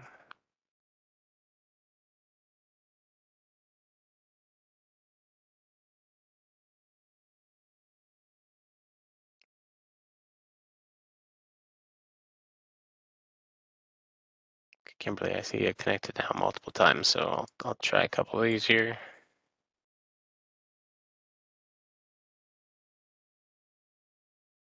So I saw you unmute one there, Kimberly. Are you there? Yes. Please go ahead. Okay. My name is Kimberly Turbin. I'm from Los Angeles and a volunteer with Consumer Watchdog. We support changing the evidentiary standard of preponderance of evidence and find great need to push this issue for the next sunset review. We support the new requirements for disciplined doctors seeking to modify or terminate probation and an adequate fee increase for the board. What we also need is a clear 3-step to consumer input in the enforcement process, which includes that the family must be interviewed before a quality of care case is closed. It would also include that the family is contacted after a physician interview to see if they have any additional information to provide. We need to balance the power here. Consumers and family need more input into this system. All death complaints must go directly to investigation.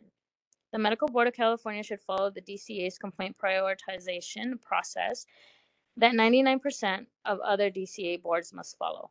Thank you. Thank you for your public comment. Next up, we have Helena Pappas. Helena, you should be receiving that request.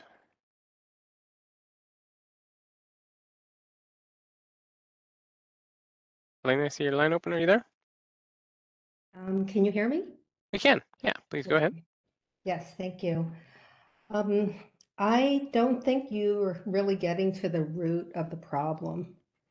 I think Mr. Watkins, I really kind of hit the nail on the head. And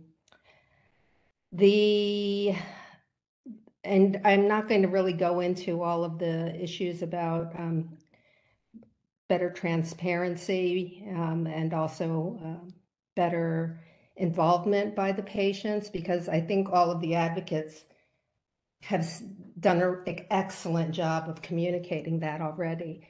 One thing that I want to bring up is the way Business and Professions Code section 2220.8 is being applied by the medical board. I was told by your former deputy chief of enforcement, who reopened my complaint after it was improperly closed, that that provision ties the medical board's hands from actually pursuing legitimate complaints. So if you look at that section, none of the required documentation or input into the closure of a complaint comes from the complainant. It's all from the doctor. So I really want the fact that that was used as a justification to close my complaint. I don't believe that that is actually being applied properly. So I'd like someone to really look into that. If that provision needs to be changed, I think that should be done in sunset review.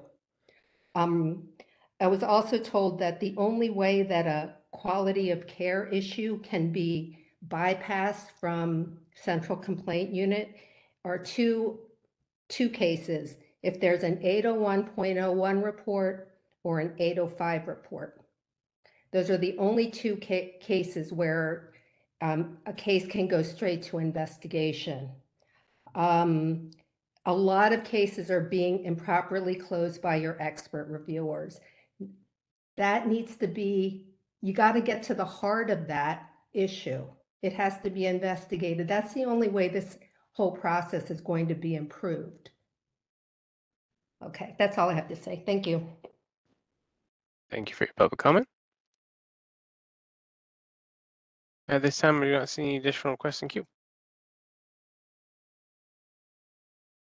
Thanks, Sean. We'll bring it back to the board. I see Dr. Tsai with his hand up. I have a follow-up comment to what Dr. Hawkins was saying. I too would pay more if required, and I would even donate.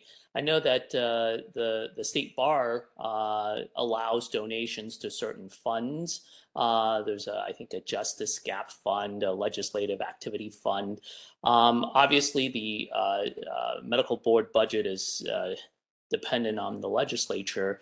Would it be possible for us to ask for or solicit donations from physicians to improve activities so that we can have extra money to pursue our endeavors?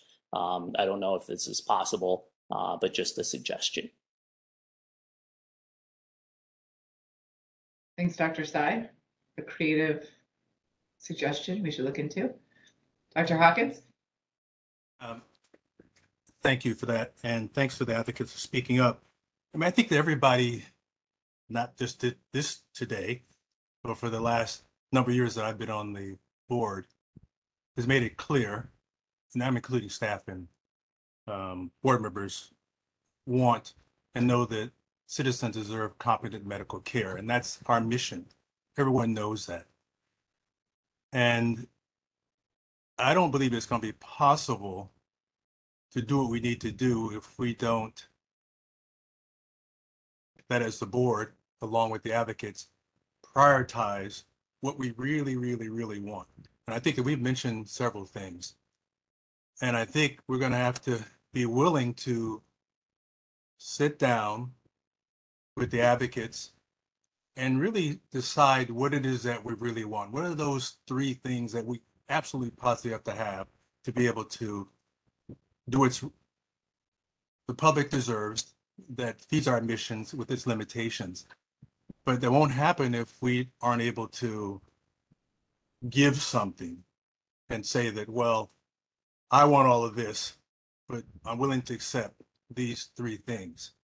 And I'm not saying it's going to be easy, but I think we're going to continue to go in circles if we don't, on some level, really decide to work together and use our strengths to go to Sacramento to make things happen. Thank you. Thank you, Dr. Hawkins. Mr. Watkins, did you have your hand up? Yes. So, I just want to check if Randy is perhaps suggesting that we have a different meeting with the patient advocates where we determine what we can prioritize so that we come as a unified force for sunset review. Is that what you're suggesting? Because I don't think there's any other way other than, unifying towards at least three or so goals or primary objectives that we want to achieve in this whole exercise of sunset review. Yes, it is. We're all going to have to give up something. Yes. We're used to giving up stuff. All right. Are there any additional comments? Aaron, do you have the direction you need to start to put together this report? I think the idea or the suggestion by Dr. Hawkins that we perhaps have a type of interested parties meeting between now and December is a good one. So we can talk about how to make that happen. I think that's what you're proposing, right, Dr. Hawkins? Yeah. Yes. So I think that would be a good idea. We could style it much like we styled the task force meeting and have an interested party meeting, so that the sunset review report includes that input. So yes, I think to answer your question, if I heard it while I was writing, that yeah, I think I have enough to take this the next phase, and I think of course working with the president and the vice president on these matters between now and then. Correct. All right. I think that unless there's further comment, I think we are done with this agenda item. Our next agenda item is item 14. There are 19 bills on the list. I believe that we're going to be talking about 10. I'd like us to take a quick 10-minute break right now, and then we'll get into all of that at the same time. So we'll take a 10-minute break and see you back here at 5:20. All right, I think that we have a quorum back. Is that right, Carrie? Great, thank you. And I just wanted the record or the minutes to reflect that Mr. Brooks did have to depart. He may rejoin shortly. He needed to depart the meeting. However, all right. And do we have Mr. Bone back? Because he's critical to agenda item 14. There he is. All right, we're moving on to agenda item 14, discussion and possible action on legislative regulations. Mr. Bone? Thank you, Madam President. Since the board's May meeting, the legislature has completed most of their work for the year. They are now in the final sprint as they make last-minute amendments to bills and adjourn for the year on August 31st. Therefore, today is the final board meeting before the end of their session. Accordingly, I am expecting some bills of interest to the board to be amended after today's meeting. In that event, the staff will consult with the president and the vice president whether any language changes after today impact the board's interests and are aligned with the board's approved positions.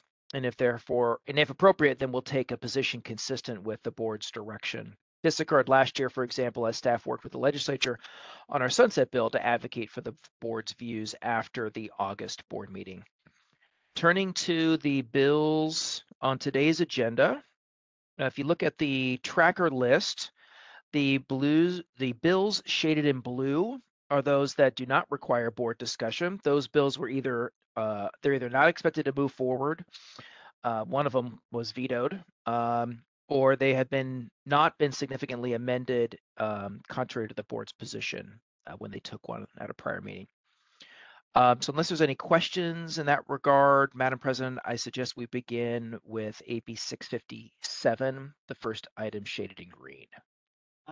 That's terrific.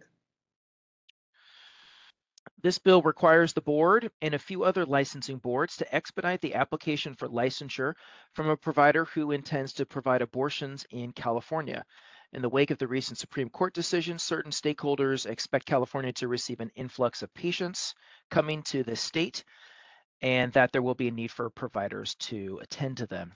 AB 657 does not change licensing standards for these physician applicants. Rather, the bill would merely expedite the staff's review of their application. This could potentially shave a few to several weeks off the amount of time required to process an application.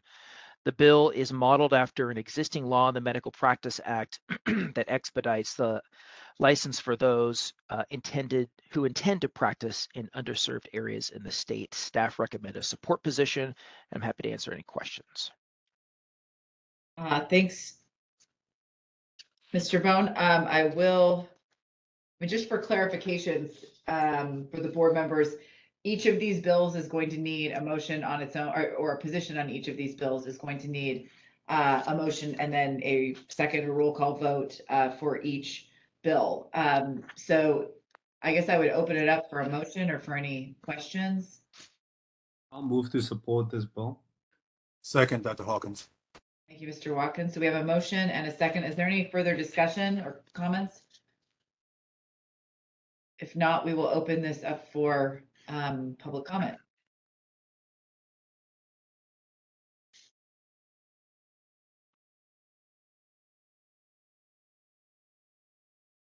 Sean, are you there? Can we get it opened up for public comment? Sorry, I was waiting for you. So, Sorry about that. So the Q&A window and the hand raising feature activated. Anyone wishing to make a public comment on a phone line too, you can press *3. The first request we have here is from Black Patients Matter.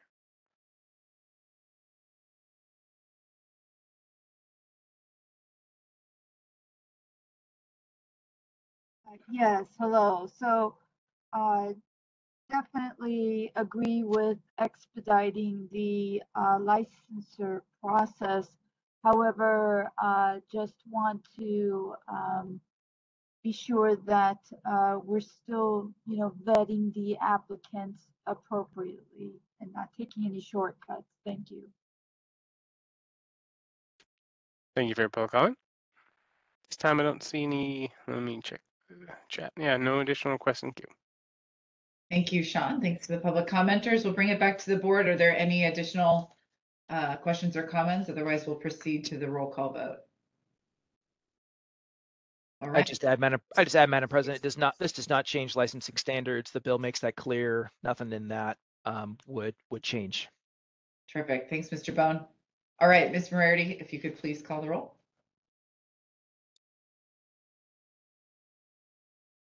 Dr. Bolot?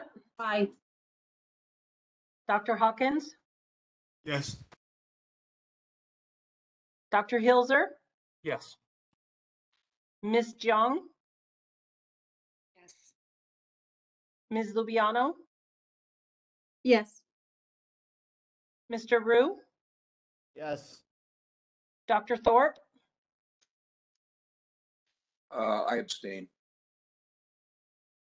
Dr. Sai? Yes. Mr. Watkins? Aye. Ms. Lawson? Yes. All right, that motion carries and our position is support. We will move on to the next bill. Thank you, members. AB 1102 would clarify existing law that requires healthcare professionals providing telephone medical advice services from an out-of-state location to do so consistent with the laws governing their respective licenses. This bill also specifies that a telephone medical advice service is required to comply with all directions and requests for information made by the Department of Consumer Affairs and the respective Healing Arts Licensing Board. The last time the board discussed this, they adopted a support position on a prior version of the bill. The bill was recently amended to require reporting of certain information from that service on an as requested basis. Further, the amendment clarifies that directions and requests for information may come from either the Department of Consumer Affairs or the appropriate Healing Arts Licensing Board. Staff recommend the board adopt a support position on the current version of the bill. I'm happy to answer any questions. Any questions from board members, or do we have a motion? I move we accept support position. That's Dr. Helfer, second. Thank you. Any additional questions? All right, let's open it up for public comment, Sean. Again, the Q&A window and hand raising functions have been enabled. If anyone would like to make a public comment.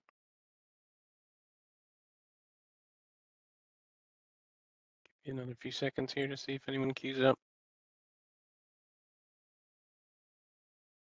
This time, President Lawson, I'm not seeing any requests. All right, thank you. We'll bring it back to the board. And if there aren't any further comments, Ms. Moriarty, if you could please call the roll. Dr. Bolot? Yes. Dr. Hawkins? Yes.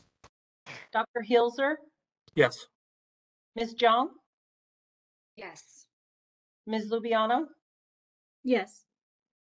Mr. Rue? Yes. Dr. Thorpe? Yes. Dr. Sai? Yes. Mr. Watkins? Aye. Ms. Lawson? Yes. All right. Moving right along. Aaron, what's up next? Thank you. The next is AB 1278 by Nazarian. This bill requires all physicians to provide a written notification to inform patients of the Federal Centers for Medicare and Medicaid Services Open Payments online database and to post a similar notice in an area likely to be seen by patients in their office and where they practice, in their office where they practice and on the physician's website. The board last discussed this bill a year ago and adopted a support position at the time. Since then, the bill's been awaiting action in the the Senate Appropriations Committee, and then earlier this month was approved by the committee and amended. The changes to the bill are noted in the analysis. However, very late in the day yesterday, I was provided additional amendments to the bill that are going into it, likely today or tomorrow. With the board's patience, I will walk through those two key changes that are in the amendments. I unfortunately, due to the lateness of them, I was not able to write and distribute an updated analysis. If need be, I can, and Sean can help me with a screen share. I'm happy to display the amendments on screen. I think a screen share would be very helpful for all of us if you're able to do that. Bear with me for one moment, please.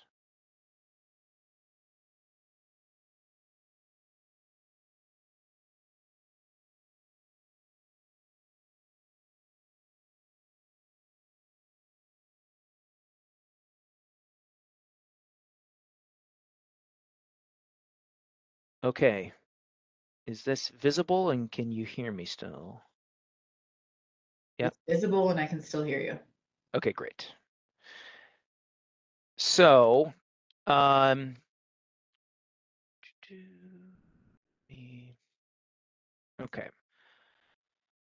So as proposed to be amended, the bill only requires physicians to provide this notice in their initial office visit. So therefore, similarly, the language that allows the paper notice to be used for multiple years has been removed. So you can see here is where it proposes to strike out that they shall provide this every 2 years. That's being deleted. So therefore, the notice will only need to be provided at the initial office visit. It could be done in writing, also clarifies electronically. Similarly as well, it strikes out this language here to require it to be repeated if the patient doesn't seek treatment within 12 months. Scrolling down. So this amendment here is conforming because the prior version states that you can use a paper record for multiple years. You can have multiple lines on there for the person to sign it year after year. So that's being removed. It's a conforming change. The other amendment relates to the website requirement. It delays the requirement for a link to be posted on their website that would take somebody to the open payments database, delays that until January 1 of 2024, and clarifies that it only applies to a physician who actually has a website. Now, the amendments may somewhat ease compliance for physicians, but to my understanding, it's not removed opposition from the medical community on the bill. However, I don't believe these are substantially get in the way of what I think the board's position was, which is to improve knowledge and disclosure of this database. Therefore, staff recommend the board adopt a support position, and I'm happy to answer any questions. Thank you, Mr. Bone. Comments, questions, or a motion from Question. Dr. Hawkins? Is that correct? A minimum of $10? It has to be reported a minimum of $10. Yeah, this what you're referring to, Doctor. Yeah, that's the text of the notice, and that's where the federal act in question requires information about payments worth more than $10 from manufacturers to physicians. So if a physician has a cadre of patients, they're not new patients, they've been there, they're not required to do this disclosure?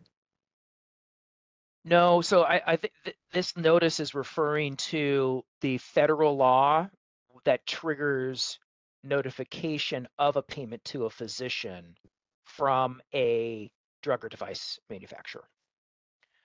So the bill requires a physician just to provide the notice that, hey, this database is available. Here's where you can find information about any payments if I have even accepted them. There was a prior version of the bill, if you recall, that had certain triggers, and if you accepted any payments, then you would have. So this is a much more simple, and it simply requires the physician to provide a notification. They would have to document it and keep it in their file. That's an important factor for the board's investigations. That way we can enforce these procedures, this requirement by having that written notification. But it's just a notification requirement right now.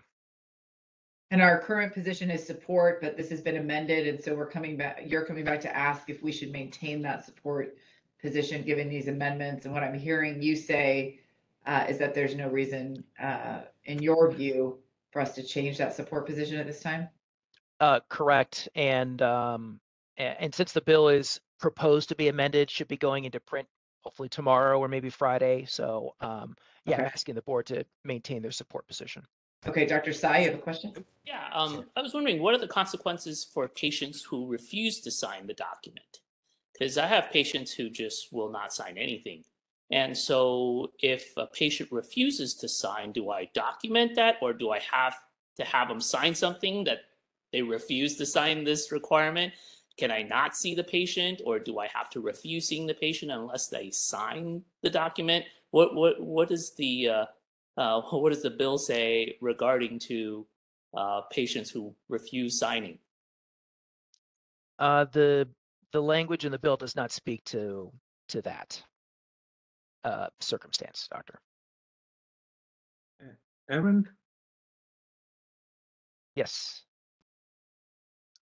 My concern with this is that you now in the amendment that you only get to do the front end notification, right? And the bill required that after 2 years you again have to present that.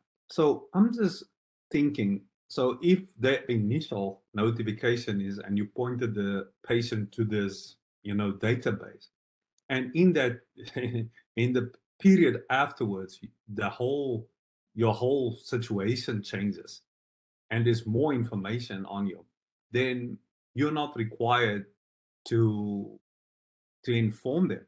I feel like if there is no follow-up, or like every 24-month follow-up, then it's like having no patient notification, because you only have it at one point in time, and you could have a certain situation in one point, but 2 years later you could be in a totally different situation. And I don't feel like it offers exactly the same protection. I mean, my impression is that you're absolutely right? I mean, it offers far less. I mean, it offers a notification requirement at a singular point in time rather than at multiple points in time, right? Whereas today there's no notification requirement whatsoever, right? So, but you're absolutely right. Dr. Thorpe. So yes, it's true. You would only get the notification once, but doesn't mean you could go back in as many times as you want to check the database. That doesn't mean that you couldn't go back and check every 6 months to the database to see if there was any change in the physician's status. I think Mr. Watkins' point is you wouldn't be reminded to do that, right? And so it wouldn't occur to a typical lay person that maybe this database existed. But well, balanced against that, if I could offer, Madam President, is that there's an ongoing wall notification requirement. So whenever you walk into the office, you would see that, and then there's also a website notification. So there's Mr. Watkins is correct. It would be the one-time affirmative placing the notice in your hand. If they use paper, they could also provide it electronically. But there are some additional ongoing notification requirements, if you will. Dr. Hawkins, if a physician fails to do this, is that considered unprofessional conduct? Yes. Dr. Heelser, did I see your hand go up? Aaron, answer my question. Thank you. Thank you. All right. Do I have a motion? And I would just add that the unprofessional conduct language, that's been in there for quite some time, and I believe it was there when the board adopted their prior position. This is Jim Helser. I move to support the bill as amended. Thanks, Dr. Helser. Do I have a second? Second, Hawkins. Thank you, Dr. Hawkins. All right, we'll move to public comment, please. Sean? The Q&A window and hand-raising features are activated. Anyone wishing to make a public comment? Please queue up. First up here, we have Wendy Connect. Wendy?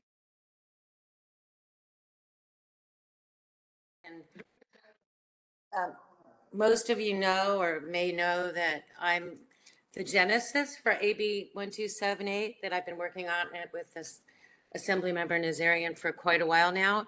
And if you have any questions, I can answer.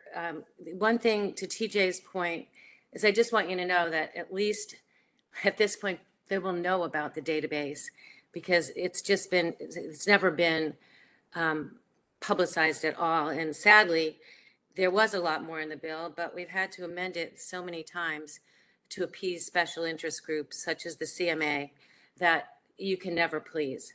So that's been a huge battle. And just the fact that if we get something out there that we can build on will be very important.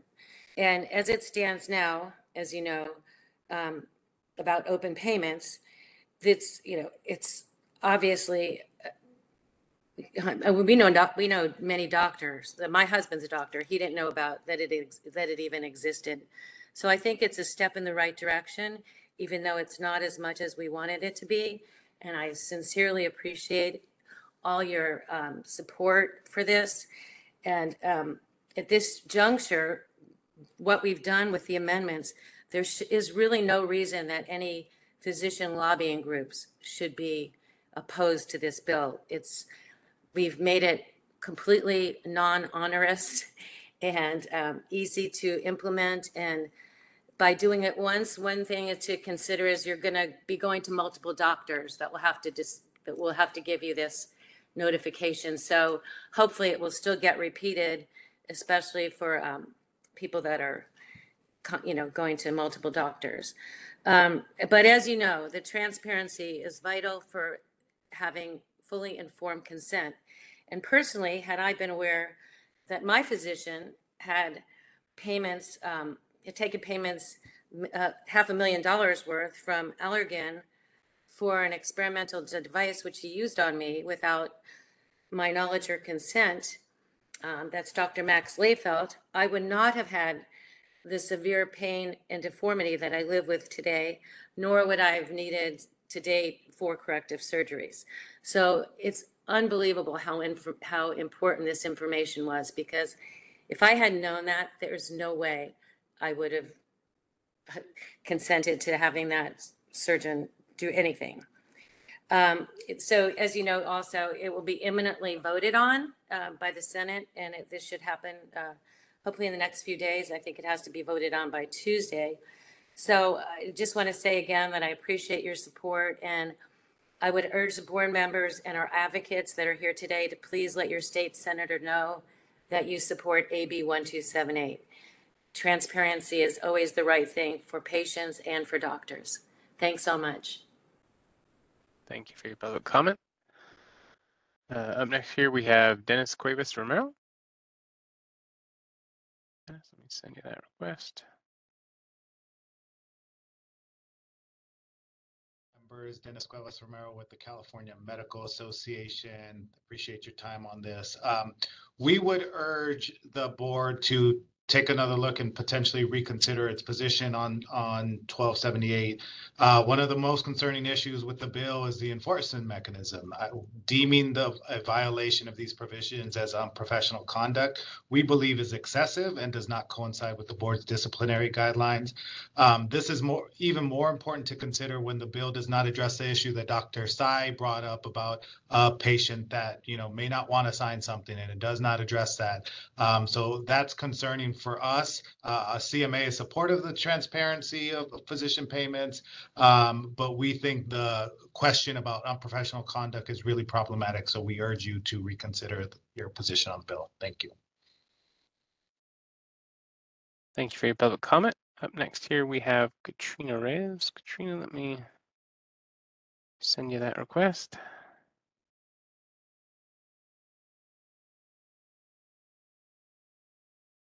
Katrina, you there? Looks like your line's open. Oh, can you not hear me? No, we can. Okay. Please go ahead. Good afternoon, board members. Katrina Reyes of the California Academy of Family Physicians. We similarly urge the board to reconsider your support position on AB 1278. AB 1278 diverts limited patient time and physician resources to administrative tasks that do not improve patient care. Primary care physicians are able to provide preventive care that reduces overall costs and improves quality when they have the time to discuss the patient's health, treatment plans, medications, and answer any health questions the patient may have.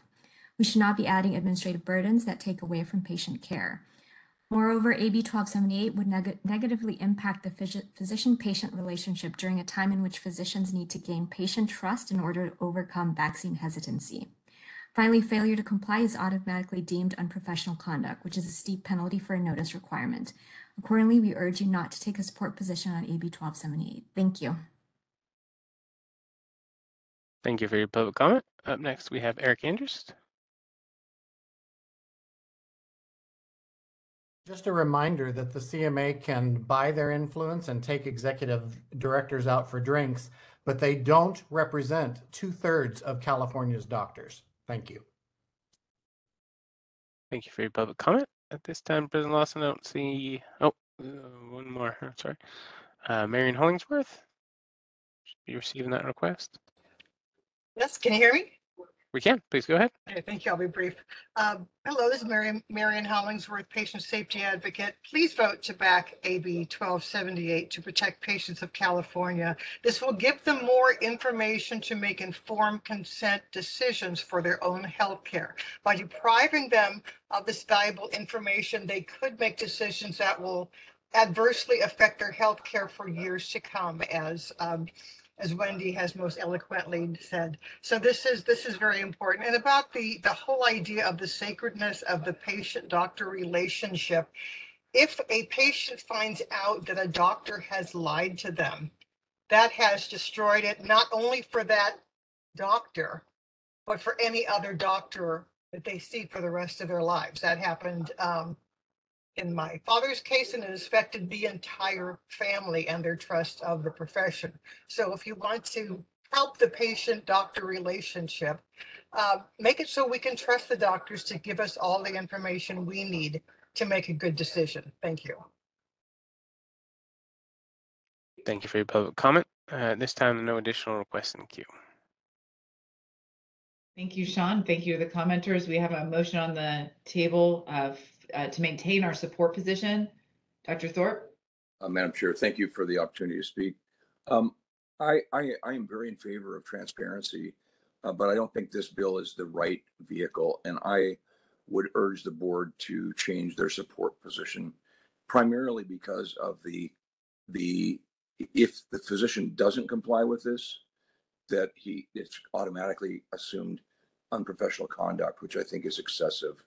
And so I would urge a no vote on this. Thanks, Dr. Thorpe. Do the makers of the motion and the seconder have any intent to change their? All right, I'm seeing them. No, thank you. Hawkins, the reason for the question about unprofessional conduct, I mean, it does give me pause. I'm not sure how far that could go.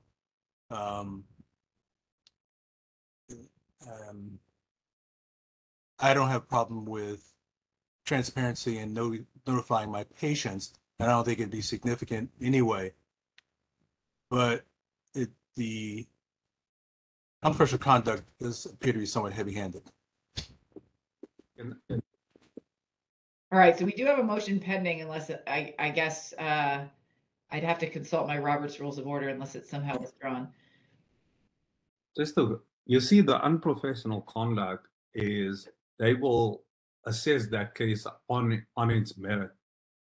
Many times throughout many accusations, unprofessional conduct has always been, put as, cause, but honestly, it doesn't follow through. It doesn't happen in cases where this is a notice. So I think in terms for protecting the patient, to worry about the penalty at the tail end undermines the purpose of why we have the notice. I don't think honestly, it doesn't come down to the penalty stage, but it becomes extremely punitive to the public when we reverse out of it and we are sitting with the same old position as the author, the supporter, Wendy, pointed out that she was harmed because of this. So do you want to go with no protection or potentially more people that would end up in that situation? I don't think that is public protection. Dr. Hawkins, I was making a comment. I'm not withdrawing my second. Thank you. All right, any further comments? Quick question. I agree with Mr. Watkins' comment. However, applied in reality, if I were to forget to get the patient to sign the piece of paper, and I get brought up on unprofessional conduct, although as Mr. Watkins said, it'll probably just disappear because it's just a signature. How will that increase the medical board's caseload in a practical sort of purpose? And that's why I'm just sort of, I have no problems telling patients how much I think I got $100 in terms of sandwiches last year. But, you know, in terms of actually putting this into force, that's where my concern is.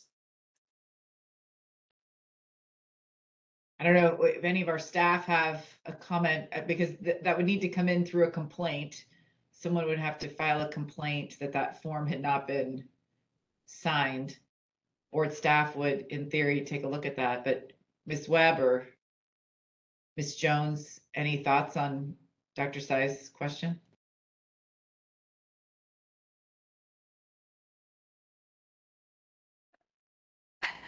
Generally, there's a fiscal analysis that's done, but I can't speak to that. Except to say Ms. Lawson's correct that this would have to come in as a complaint. Yeah, I guess I'm just not sure who would be making the complaint that it hadn't been signed. I mean, some third party in your office, perhaps? I don't know. I guess that's a one way of me saying it seems highly unlikely. And certainly by characterizing it as unprofessional conduct, that does not equate to automatic discipline, as we all know, right? Just because it's classified as unprofessional conduct does not mean there is a disciplinary, doesn't even mean there's a disciplinary process. It doesn't mean the discipline's imposed. So I think we're on the very fringe of likelihood. Madam President, this is Dr. Thorpe again. Do you mind if I comment one more time? Please. I apologize. So the problem is not that it's going to be that you're going to get disciplined for this issue. It's, you know, the way it happens is that this gets added on if you and if you're appropriately disciplined, I guess that's fine. But again, I think the other issue is this is just burdensome and administrative burdensome. It is not. I mean, so I understand the issue with if somebody's getting $500,000 from a device manufacturer, that's one thing. But Dr. Tsai getting $100 for lunch from the drug rep probably is not influencing him to use something inappropriate. It's a very different issue, and I think that's the challenge: is how do you do an appropriate transparency with and make this an appropriate intervention that really does protect the public, rather than just become an administrative burden for doctors. Yeah. So that's for that reason I would. Thanks for your comments, and I think I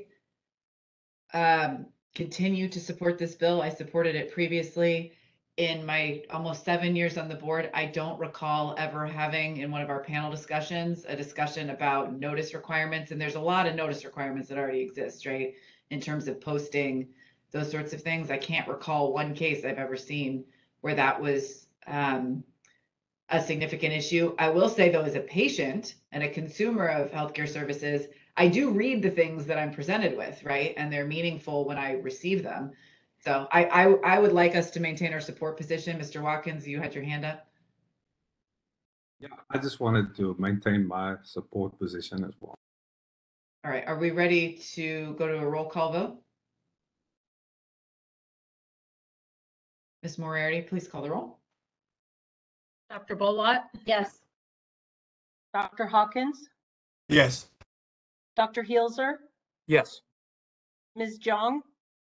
Yes. Ms. Lubiano? Yes. Mr. Rue? Yes. Dr. Thorpe? No. Dr. Sy?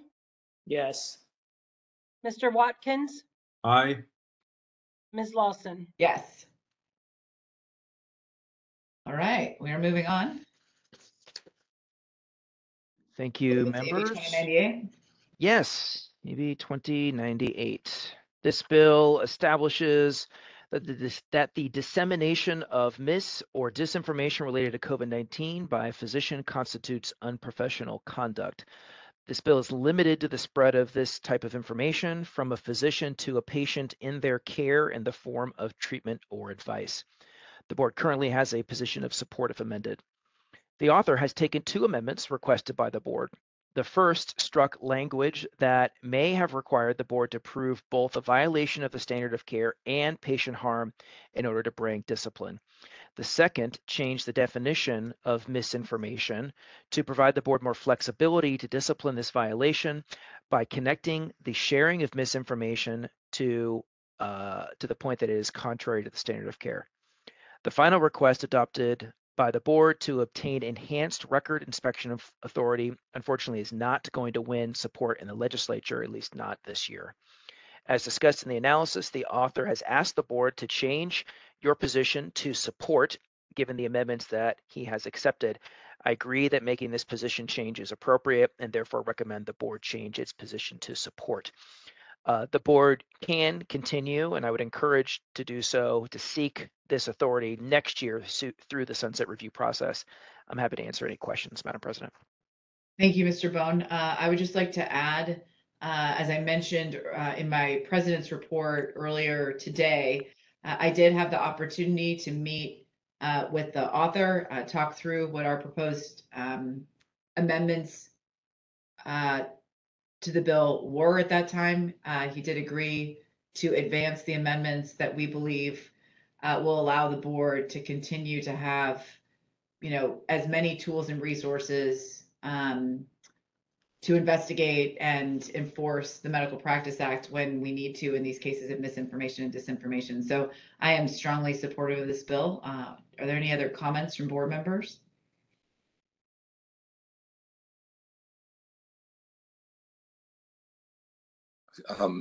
Madam President, so I'm just puzzled about the definition of misinformation that are the new amended information, the new amended language. Misinformation means false information that is contradicted by contemporary scientific consensus, contrary to the standard of care. So it's not clear to me, is the contemporary scientific consensus contrary to the standard of care, or is it the information that is contrary to the standard of care?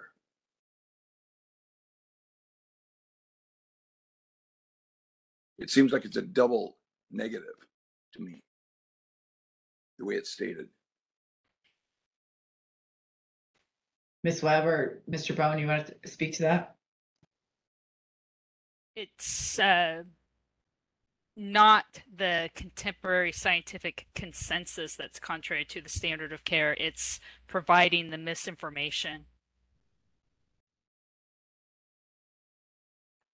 And I would just add on to what Ms. Webb said, that this is the amendment that the board sought and approved in their position at the prior meeting. Dr. Hawkins moved to support. Second. Thank you. Is there any further comment or questions? All right. I'm sorry, the second was from Mr. Watkins? I believe so. Thank you. Yes. All right, let's open it up for public comment, Sean. The hand raising feature and Q&A box are open for anyone wishing to make a public comment. Any call-in users, you can press *3 as well to raise your hand that way as too. First up here, we have Christina Hildebrand. Christina, you should be receiving that request. Hello, Christina Hildebrand. Can you hear me? We can. Please go ahead. Hi, Christina Hildebrand, a Voice for Choice Advocacy. I ask you to not support this bill. I think you had a wonderful, robust conversation about this bill the last board meeting. That specific amendment that you requested really doesn't make sense. I would ask you, so the current definition of misinformation means the false information that is contraindicated by contemporary scientific consensus contrary to the standard of care. I would love for one of you, all of you, to share with me what contemporary scientific consensus is for COVID treatment. And I would like you to give me the standard of care for COVID treatment today. If this bill were if this were statute today, what would that mean? We have no idea because there isn't a contemporary scientific consensus, which sounds like there's been old consensus. There's not even old consensus on this bill. And there is no standard of care because it is continually evolving. There are going to be hundreds of treatments coming out in the next few years for COVID. There's going to be different testing. There's going to be all sorts of things. The vaccines work, then they don't work now. They don't stop transmission. They don't stop the spread. They don't stop people who have been vaccinated from getting this.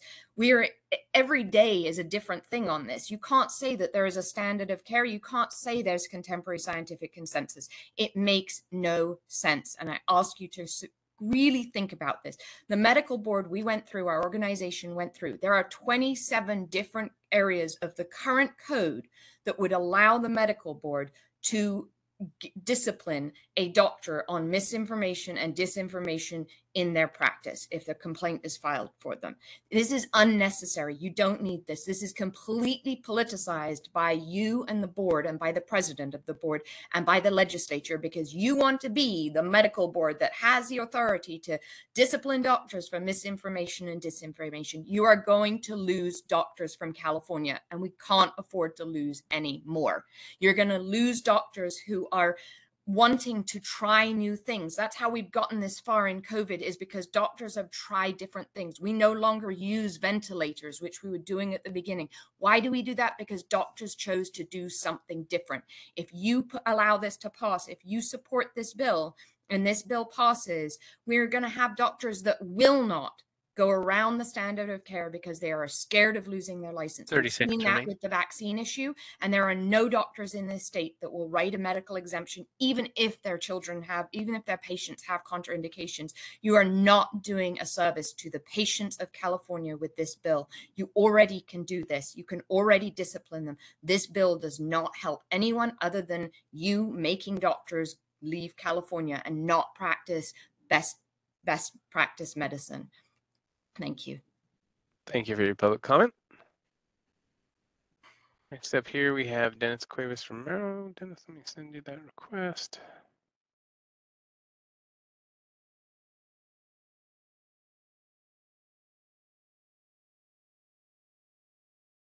I see you connected a couple times here, Dennis. Let me try the other one here. Good afternoon, Dennis Cuevas Romero with the California Medical Association, sponsors of AB 2098. Just want to thank the medical board staff for the ongoing conversations on the bill language and would urge the board to move to support on 2098. Thanks. Thank you for your public comment. Next here we have Susan Lauren. Second, Susan. Okay, Susan, you should be getting that request now. Hi, thank you. Just one sentence. You're cherry picking what you're focusing on. For decades, plastic surgeons pass out misinformation and disinformation, and I don't know why you're not focusing on that. It is just, it's beyond me. Removing subcutaneous fat cells creates an increase in disease-producing visceral fat, period, and we're suffering from it. And that's it. Thank you. Thank you for your public comment. Next here we have Rosie Arthur's-daughter. Hi. I'm opposed to this, and it's very confusing. It sounds like it's a political issue. Is the contemporary consensus based on Twitter and Facebook? It's not evidence-based.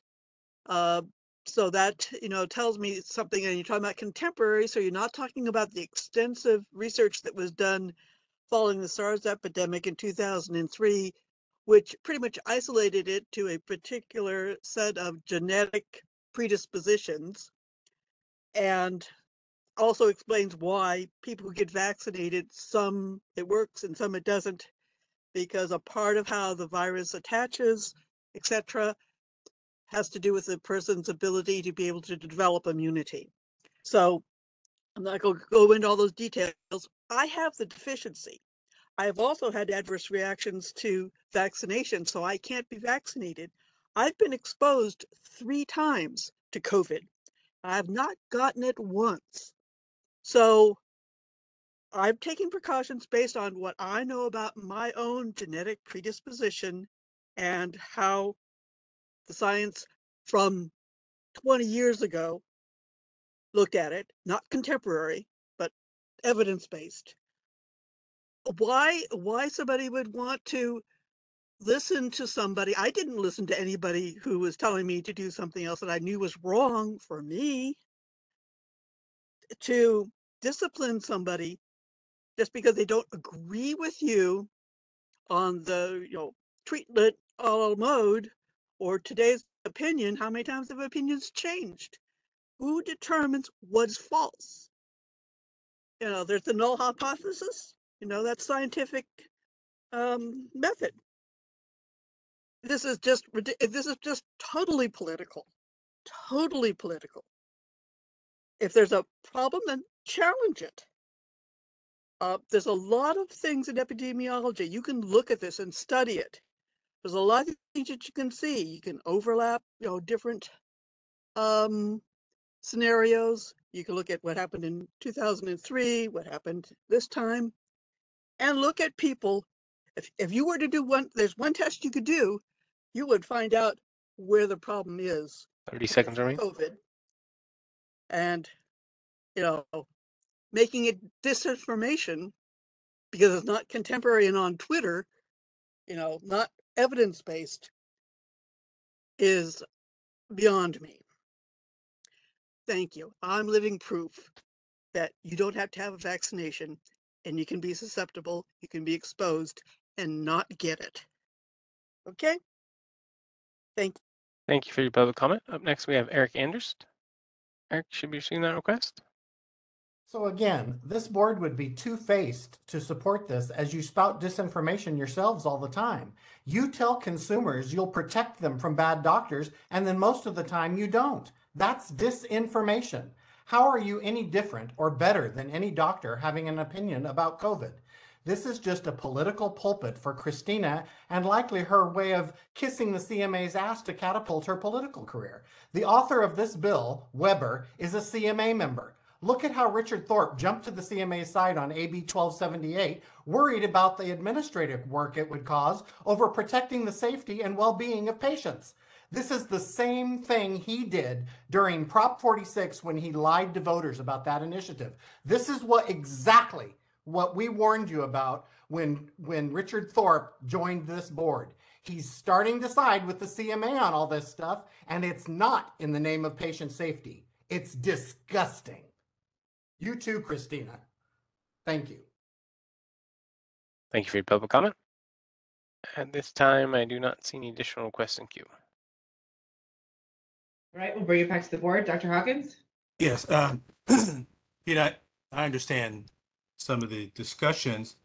I would anticipate that the standard of care in the arena of COVID-19 would evolve as our understanding of the condition evolves.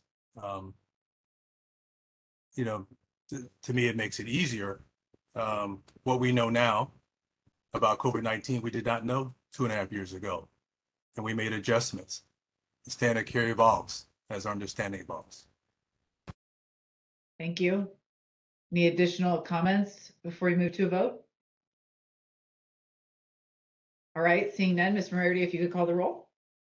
Dr. Bollat? No. Dr. Hawkins? Yes. Dr. Hielzer? Yes. Ms. Jong? Yes. Ms. Lubiano? Yes. Mr. Rue, Yes. Dr. Thorpe, Yes.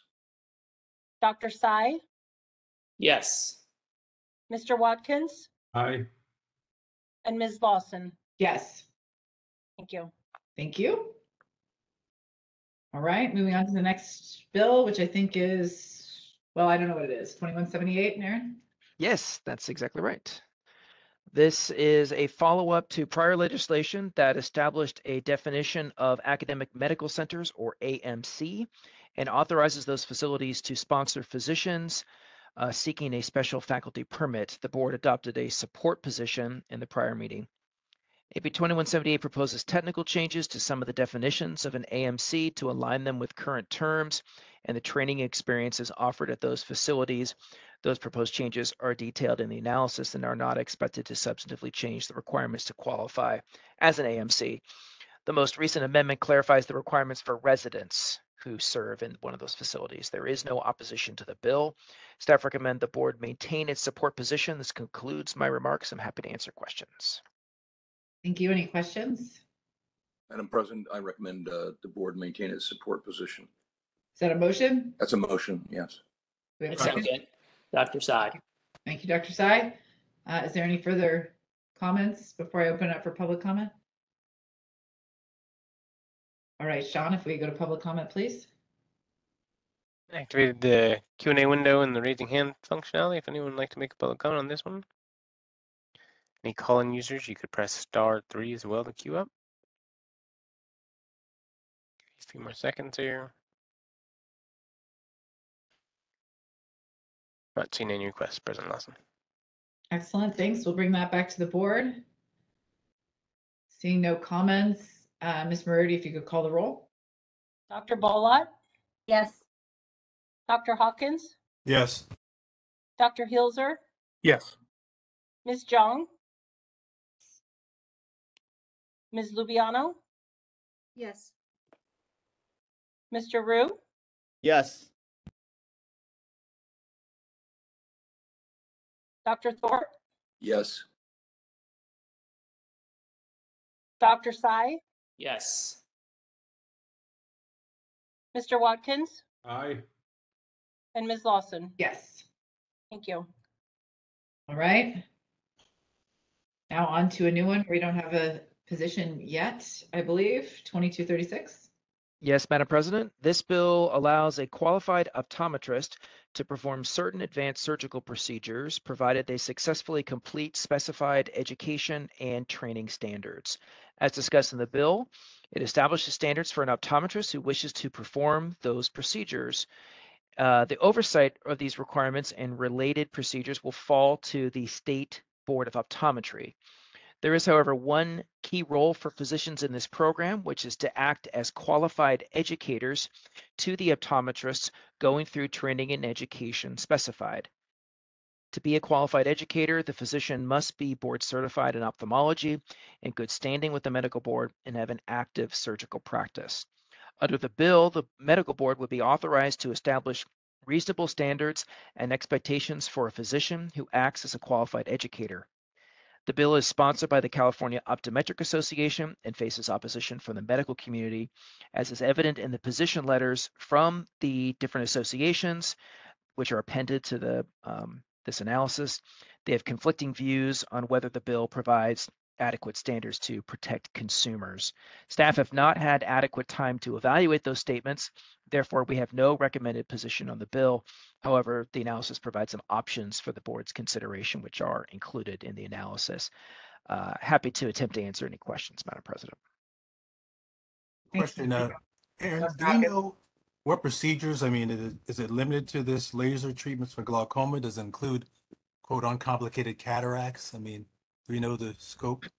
The procedures are laid out in the bill. They're specified in the bill, Doctor, and they're on page, starting at the bottom of page 2 of the analysis. I'm not confident in my ability to pronounce some of the terms of those procedures. If Dr. Krause were here, I'm sure he could help out in this regard. But yeah, there's 7 particular procedures. given kind of the, this is a scope of practice matter, and the board's the medical board's involvement came about very late in the process as the two sides have been, working and negotiating. So given kind of the somewhat extraordinary circumstances, that's why I wanted for you to be able to see the words of the proponents and at least the eye surgeons. Wanted you to have the opportunity to see those letters so you could see those descriptions in their context. I think we may have at least somebody from one side who I think may be calling in to provide comment. But it is a challenging prospect, for if the board wishes to weigh in on the relative safety and consumer protection aspects relative to authorizing optometrists to perform these specified procedures.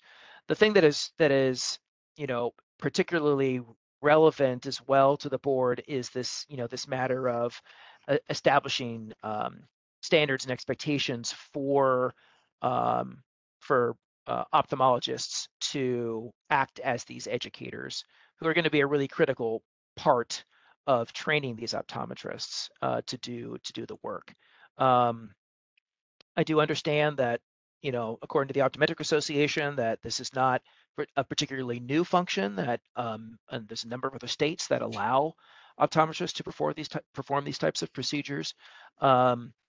But as noted in the analysis, we haven't had the opportunity to do an interested parties process or any of those kinds of robust things that we would probably want to do if we were looking at a change in scope of practice. So I do recognize it's a bit of a challenge that the board is in evaluating the bill. But Dr. Hawkins, I'm sorry, I finished, Aaron. I'm all done, Doctor. Yeah. Thank you. So I'd like to hear more about what folks may call and would say. I mean, I would be reluctant to push forward with this without more information. That is, I would not be willing to support it or recommend we support it without much more information. Yes.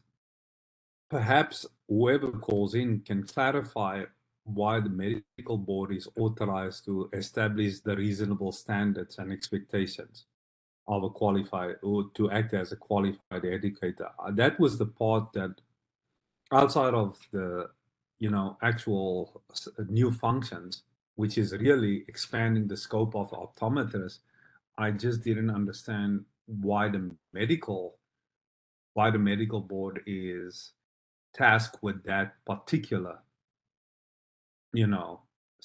duty in this piece of the scope change legislation. Yeah, that's a spot on question, Mr. Watkins. I suspect at a minimum it has something to do with these ophthalmologists would be this board's licensees, and so therefore subject to to your oversight.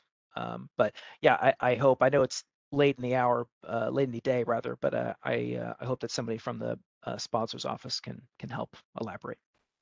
Dr. Hawkins, again, briefly, it may not be irrelevant, but in my 6 or 7 years, however long I've been on the board, there have been a couple different attempts to expand the scope of practice of optometrists. That doesn't mean it's right, but it's been attempted, and I don't know the meaning of it passed. Doesn't mean it's right or wrong.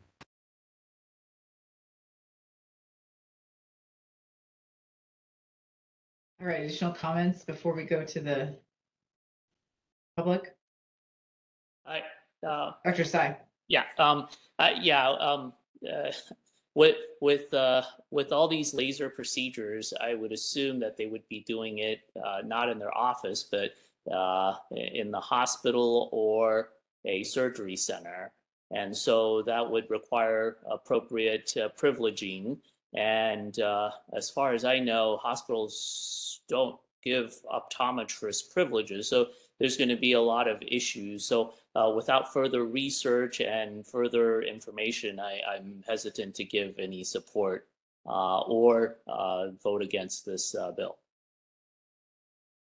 Thanks, Dr. Sai. Dr. Thorpe, did you have a comment? No, I was just pointing out that Dr. Sai had his hand up. That's all. Oh, thank you. All right, let's move to public comment, please. Sean. Yes, the Q&A window is open and the raising hand feature has been enabled for anyone who'd like to. Call-in users, you can press *3 in order to raise your hand on just the phone. First up, we have Craig Kilger. Oh, Kliger, it looks like. I'm sorry. Craig, Kliger, can you hear me? I'm sorry, I should check we that. can. Please go ahead. Thank you. My name is Craig Kliger. I'm the Executive Vice President of the California Academy of Eye Physicians and Surgeons. And I'm also an ophthalmologist and with cornea training, subspecialty training. And we are asking the board if they're willing to take an opposed position to this bill. There have been recent changes that have undermined the legitimacy of the training that's involved. These are eye surgeries. They all have blinding complications, and we're concerned for patient safety here. One of the procedures that's in the bill is something called corneal cross-linking, which is done by general ophthalmologists, but also by cornea specialists, and it's relatively complicated. And the bill has the requirement to do one procedure, which is, in my humble opinion, inadequate. Our letter is in your book. I mean, I don't want to go through every detail. I probably can pronounce the procedures, however, if you'd like me to. But basically, they're for treating glaucoma and for treating something that a membrane that forms after cataract surgery. They all three of them actually have significant complications that you need to be aware of and need to be able to address. And we therefore ask the board to oppose this. I can answer questions. Unfortunately, this forum is not exactly designed to do that, but if there are questions, I'd be happy to try to answer them for you. But it is a patient safety issue, and the training is basically inadequate to warrant the procedures that are being asked, and that's why we oppose. Thank you. Thank you for your public comment. Next here we have Marion Hollingsworth. Marion, should be getting that request. Hello, can you hear me? We can. Go ahead. Thank you. Hello, Marion Hollingsworth, patient safety advocate. I agree with the ophthalmologist who just spoke. I strongly urge you to oppose AB 2236 because it sets a precedent that a non-doctor can be cleared to perform surgery. We have enough issues with licensed physicians making catastrophic errors. You shouldn't enable someone without a medical degree and a license to perform surgery. Thank you. Thank you for your public comment. Next, we have Rosie Arthurstetter. Rosie should be getting that request. Yeah, there we are. I agree with the ophthalmologist. There's just way too many complications that are sitting out there on the horizon. There's too many things they don't know, and 35-hour training or whatever it's going to be is not going to prepare them for that limited scope that they think they're getting when something outside of that scope actually is the cause. It may be side effects causing it to look like glaucoma. It could be something else. And the fact is, a person could be blinded by this. It's not removing a skin tab, it's, very serious surgery. And while they may be well-meaning and, well-intended, it's just too risky, I think it needs to be left with people who have thorough medical training to consider all of the medical complications that are possible, and to recognize if there's something unique or that needs to be checked. I know my ophthalmologist is very well acquainted with my medical history as well as what's happening with my eyes. And you need that when somebody's going to be doing surgery on your eyes, to understand the totality of the medical history that the person may have and how that's going to affect what they're doing. Thank you. Thank you for your public comment. Up next, we have a call-in user from the area code 209. You can press *6 in order to unmute your microphone on your end.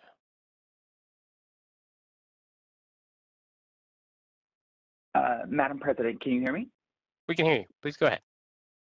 Madam President, members of the board, Brandon Marchi with the California Medical Association. We're asking the board to adopt an opposed position as well on the bill based on the risk to patient safety. Currently, ophthalmologists are the only medical providers adequately trained to perform the types of surgical procedures listed in AB 2236. And while the training requirements have been raised in the bill to a total of 43 live patient procedures for a range of surgical procedures, this continues to be well below the clinical training that ophthalmologists receive through their residency programs. The development of clinical judgment and competency comes from continued practice on and exposure to patients and procedures, and ensures that if something goes wrong during that surgery, the provider is trained to address the issue immediately and efficiently in order to minimize damage to the patient's eye and eyesight.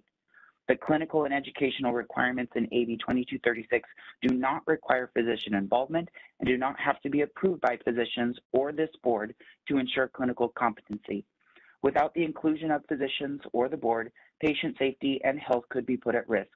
We ask you to oppose AB 2236 as it is currently written, as it does not properly protect patients or adequately train optometrists to develop their clinical judgment and competency if they are to be permitted to perform surgical procedures on eyes that have understandably required rigorous training before even physicians may perform them. Thank you very much for your time. Thank you for your public comment. Up next here we have Susan Lauren. Susan, should be getting that request on your end. I agree with everyone that spoke, and I just thought I'd take the moment to talk about the laser eye surgeries done for cosmetic reasons. People are going blind because of them. It doesn't matter how much training they have.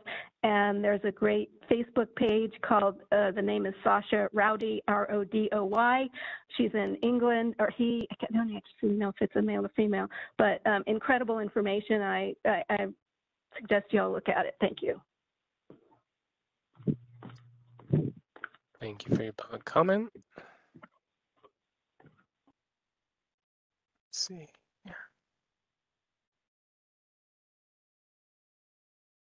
Leslie Nelson, I'm going to go ahead and call on you if you'd like to ask your comment. You can go ahead and mute.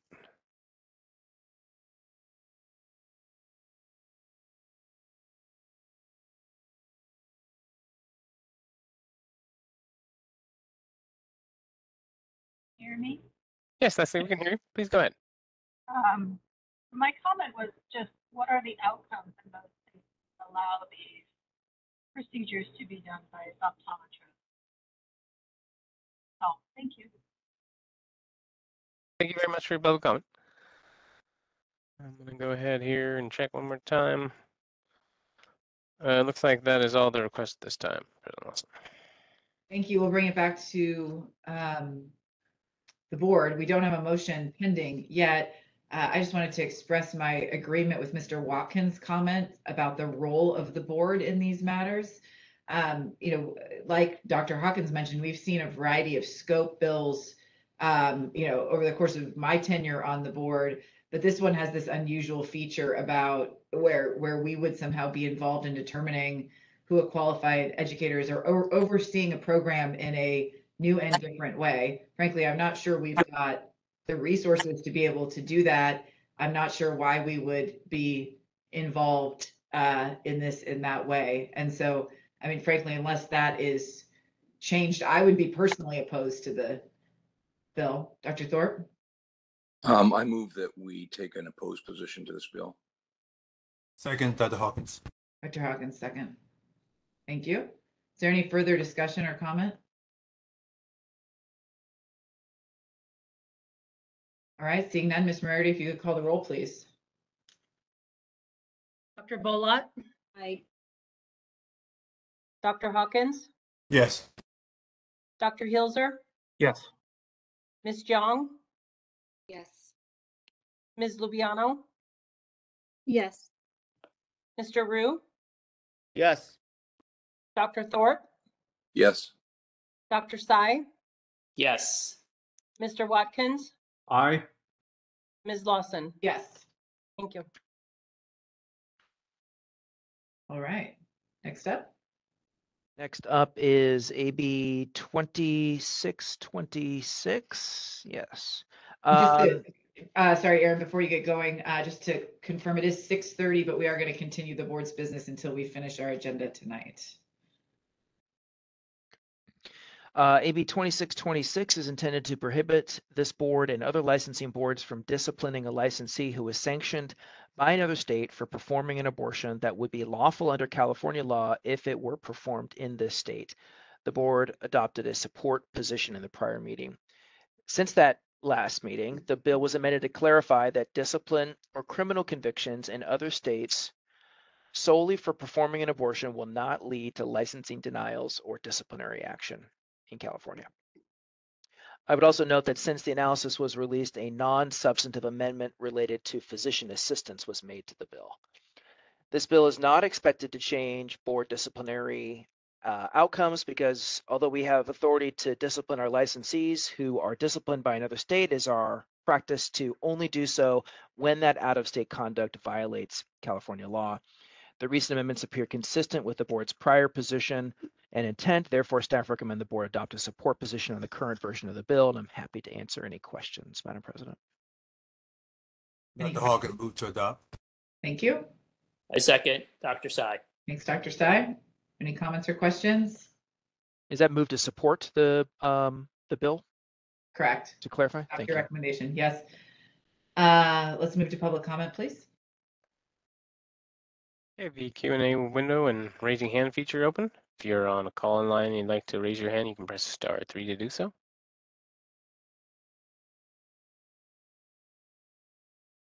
Give everyone a few more seconds here.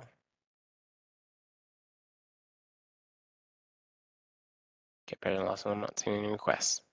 All right, we'll bring it back to the board if there are no further comments or discussion. Ms. Moriarty, you could please spell the roll. Dr. Bolott? Yes. Dr. Hawkins? Yes. Dr. Hilzer? Yes. Ms. Jong?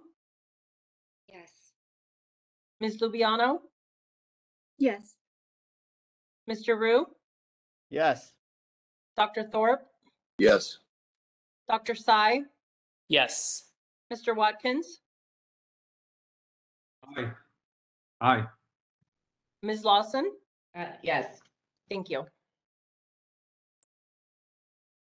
Next, we are on to SB 528.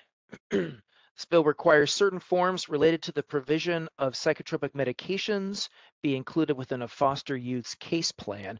The prior version of the bill required the Department of Social Services to create an electronic healthcare portal through which providers would be able to access health information included in that foster child's health and education summary. The board adopted a support position on the prior version of the bill. Currently, the bill requires a foster youth's case plan to include certain documents related to psychotropic medications that are prescribed to them. This is expected to help ensure that current and future caregivers and healthcare providers have access to their medical history. Further, the bill may help ease the board's access to medical records related to inappropriate prescribing cases when necessary and relevant to a board investigation. Due to these benefits, the staff recommend a support position on the current version of the bill. Happy to answer questions.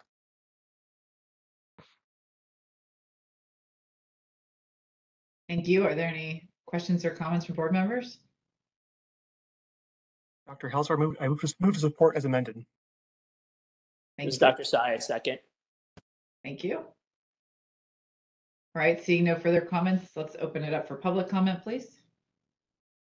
The Q&A window and the raising hand features are enabled. If you're on a call line and you'd like to make a public comment, you can press *3 to raise your hand that way as well. First up, we have Susan Lauren.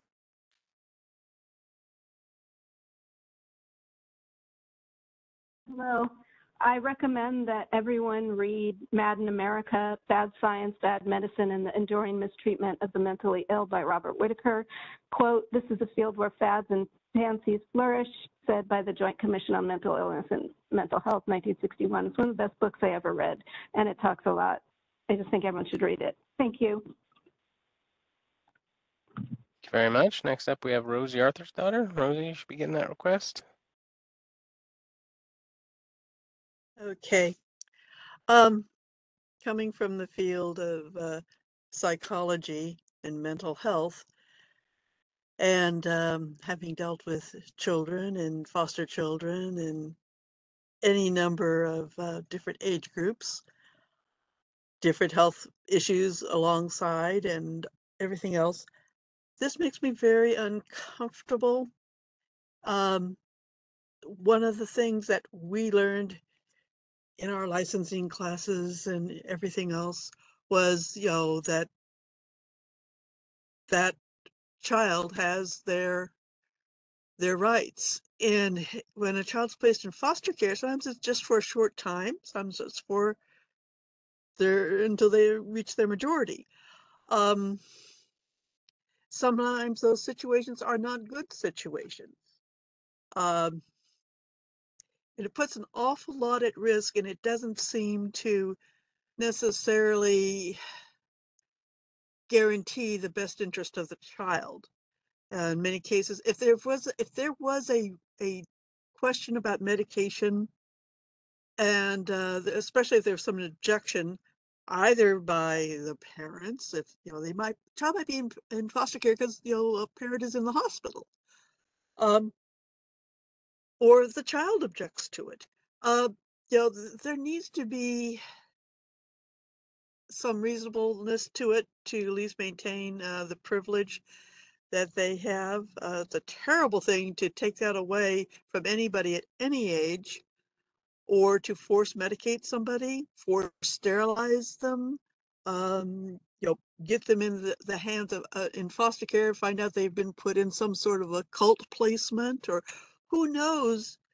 And people who don't necessarily have the right to that medical information, who knows what happens with it. Today with the internet, it could be all over the place. There's just so many issues tied to it that it needs to be done on a case-by-case basis, and maybe even with an advocate for the child. I think, if it gets to the place that, too many people have access to that information, it just doesn't sit right. Okay, I wouldn't endorse it. I wouldn't endorse it. I would just really be very, very uncomfortable. Thank you. Thank you for your public comment. This time I don't see any additional requests. Great, we'll bring it back to the board, and if there are no further comments, I'll ask Ms. Moriarty to please call the roll. Dr. Bolott? Dr. Bolott? Yes. Thank you. Dr. Hawkins? Yes. Dr. Hilzer? Yes. Ms. Jung? Yes. Ms. Lubiano? Yes. Mr. Rue? Yes. Dr. Thorpe? Yes. Dr. Sy? Yes. Mr. Watkins? Aye. And Ms. Lawson? Yes. Thank you. Thank you. 2 more to go. Yes. Senate Bill 923 this bill allows current continuing medical education or CME requirements related to cultural competency to be satisfied through evidence-based training relating to individuals who identify as transgender, gender diverse, or intersex, also referred to as TGI in the bill. The bill also imposes several requirements on healthcare service plans, health insurers, and Medi-Cal managed care plans related to training and inclusive care to TGI communities. Those requirements are discussed briefly in the analysis, but our focus today is on the CME requirements. Overall, SB 923 is intended to ensure that physicians and health insurance staff are trained in evidence-based cultural competency related to TGI communities. With regard to CME, the bill expands upon the suggested ways that a CME provider may comply with the requirement to offer culturally competent training to physicians. The law requires CME courses to include cultural and linguistic competency in the practice of medicine, but generally provides options, not prescriptions, of how to do so. The CME language in the bill builds upon the state's existing policies with regard to relevant cultural competency training while maintaining flexibility to meet those requirements. There are no expected costs to the board to administer the bill. Accordingly, staff recommend the board adopt a support position on the CME provisions of the bill. Happy to answer any questions. Thank you. Any questions, comments, motion? I move to support. Thank you. Question, Dr. Hawkins? Is this a requirement that there are a certain number of continuing medical education credits be obtained by all physicians? No, Arena? oh, I'm sorry, please clarify that. I'm sorry. To clarify the requirement? Yes. Yeah, so the right now, and I know Ms. O'Connor is here. She can correct me where I misspeak. But under current law right now, all CME courses are required to include cultural or linguistic competency with regard to the issue and the practice of medicine, the issue of the course. The law sets forth different options and suggestions whereby cultural competency can be met. That requirement can be met.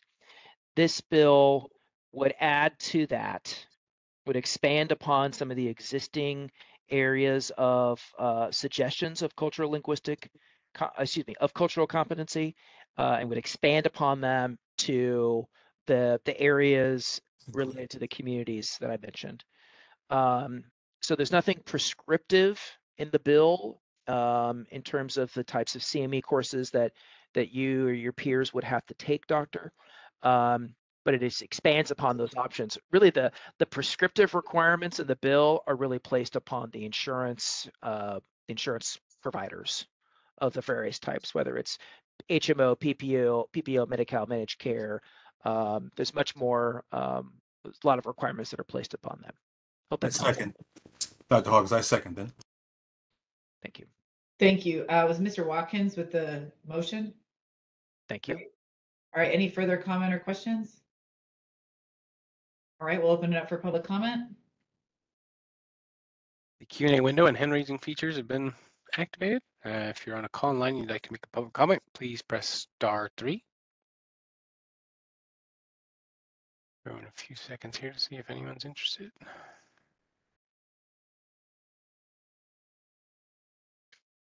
Not seeing any requests at this time, President Lawson. Thank you. We'll bring it back. And Ms. Moriarty, if you could please call the roll. Dr. Bolott? Yes. Dr. Hawkins? Yes. Dr. Hilzer? Yes. Ms. Jong? Yes. Ms. Lubiano? Yes. Mr. Rue?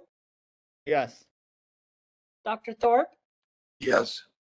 Dr. Tsai? Yes. Mr. Watkins? Aye. And Ms. Lawson?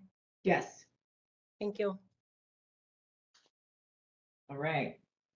SB 1259. Sadly, this is our final bill of the evening, members. This bill proposes to update current law to allow a pharmacist, subject to certain protocols adopted by the State Board of Pharmacy and the Medical Board, to independently furnish any opioid antagonist that is approved by the FDA. Under current law, an authorized pharmacist may independently furnish naloxone hydrochloride to an individual in accordance with those jointly developed protocols. The protocols are linked in the analysis and discuss things including training requirements, screening questions for recipients, documentation, and the like. This bill is expected to increase access to other FDA-approved life-saving medications. Cost to the board to update these protocols are expected to be minor and absorbable. Therefore, staff recommend the board adopt a support position. Happy to answer questions. Curious about this, Aaron. My pharmacists in the community complain about all the things they have to do and not having enough time to do them. Certainly, scope increased with pharmacists being able to give medications for those who may have been exposed to HIV, which was a good thing. I think this is good as well. I'm just curious what the pharmacists are saying and whether the pharmacy board, what do they think about this? Oops, am I muted? I'm not. The pharmacy board supports the bill. I hope if I have that in the analysis.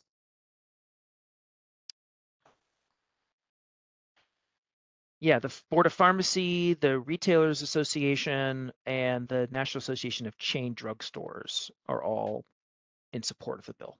Move to support. Second. Thank you. Is there any additional comment? All right, we'll open it up for public comment. Q&A window. Sorry, the Q&A window and hand-raising features are enabled. If anyone would like to make a public comment, calling users, you can press *3. Give everyone a few seconds here. Rosie Arthur's daughter. Thank you. We talked about this way earlier in the day, and physicians are required to prescribe these to people who have prescriptions for opioids. So presumably this would be people who don't have prescriptions to opioids. And for the most part, those people can get this medication dispensed just for the asking and for free, whereas the people who are, with intractable pain, we have to pay $100 or $200 copay for it. Most of the time, the pharmacy doesn't have them in stock anyway. So there would have to be some supply chain adjustments to even facilitate this working, to make sure that the stores have them in place. And in some cases, again, back to this genetic issue, if the person is a poor metabolizer or a rapid metabolizer, in whatever their particular profile is, this medication could, if given at the wrong time and place, could be disastrous. Since nobody checks this ahead of time, there's no way for a person to know until, oops, this is the one time out of 100 that there's been a mistake. And if people who might need it can't get it, can't afford it, I think there's some issues that need to be looked at. It might sound like it's great for them to be handing it out, but then do they want the responsibility that goes with handing out a medication that could potentially have side effects with somebody they just see walking in off the street? Would a doctor give this out to somebody just walking in off the street that they didn't know? Yeah, it something to think about. Thank you. Thank you for your public comment. This time, I'm not seeing any additional requests in queue. All right, we'll bring it back to the board. Are there any further questions or comments, or we can move to a vote? All right, Ms. Moriarty, if you please call the roll. Dr. Bolot? Yes. Dr. Hawkins? Yes. Dr. Hilzer? Yes. Ms. Jong? Yes. Ms. Lubiano? Yes. Mr. Rue? Yes. Dr. Thorpe? Yes. Dr. Sy? Yes. Mr. Watkins? Aye. And Ms. Lawson? Yes. Thank you. Thank you. Thank you, Mr. Bone. We're going to move on to regulatory actions. We just have a few more items on our agenda that I'd like us to try to power through here. So let's go to 14B1. Very good. Thank you, members, for sticking with us. As Ms. Lawson indicated, please turn to page 14B1. This material relates to the proposed rulemaking to establish the Physician and Surgeon Health and Wellness Program, or the PHWP. The board is authorized to establish a PHWP pursuant to Business and Professions Code Section 2340, with the goal of providing early identification of and appropriate interventions to support rehabilitation from substance abuse, to ensure physicians remain able to practice medicine in a manner that will not endanger the public and will maintain the integrity of the medical profession. Business and Professions Code Section 2340.2E requires the PHWP to comply with the uniform standards regarding substance abusing healing arts licensees. As many of you know, these proposed regulations have gone through many revisions to refine the language to meet the uniform standards and the statutory requirements for the PHWP. This proposed rulemaking does a number of things. It provides for the definitions used throughout the regulations for this program. It sets forth the criteria for admission into the program. It describes the records retention requirements. It sets forth the requirements for the program vendor and the participants, and includes internal citations to the uniform standards adopted by the board. It describes the reporting requirements for practice restrictions, violations, withdrawals, and terminations, and the requirement for the vendor to respond to the board inquiries about licensees. It sets forth the vendor's required reporting to the board and the requirement for external independent audits. It modifies the board's uniform standard regulations to provide for the changes approved by the Department of Consumer Affairs Substance Abuse Coordination Committee under the biological fluid testing section. And it repeals obsolete regulations relating to the board's defunct diversion program.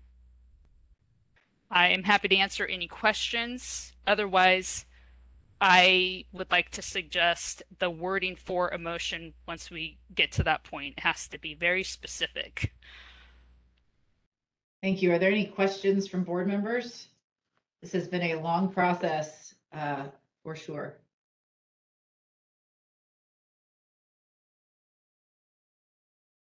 All right, Carrie, do you maybe want to suggest the language for a motion since it needs to be specific? Yes, so I will word the motion, and then if a member is so inclined, you can say I so move, and that way the motion is captured as I word it. Perfect. So I suggest the following motion. It's to move to approve the text, direct staff to prepare the necessary regulatory documents to submit to the Department of Consumer Affairs and the Business Consumer Services and Housing Agency.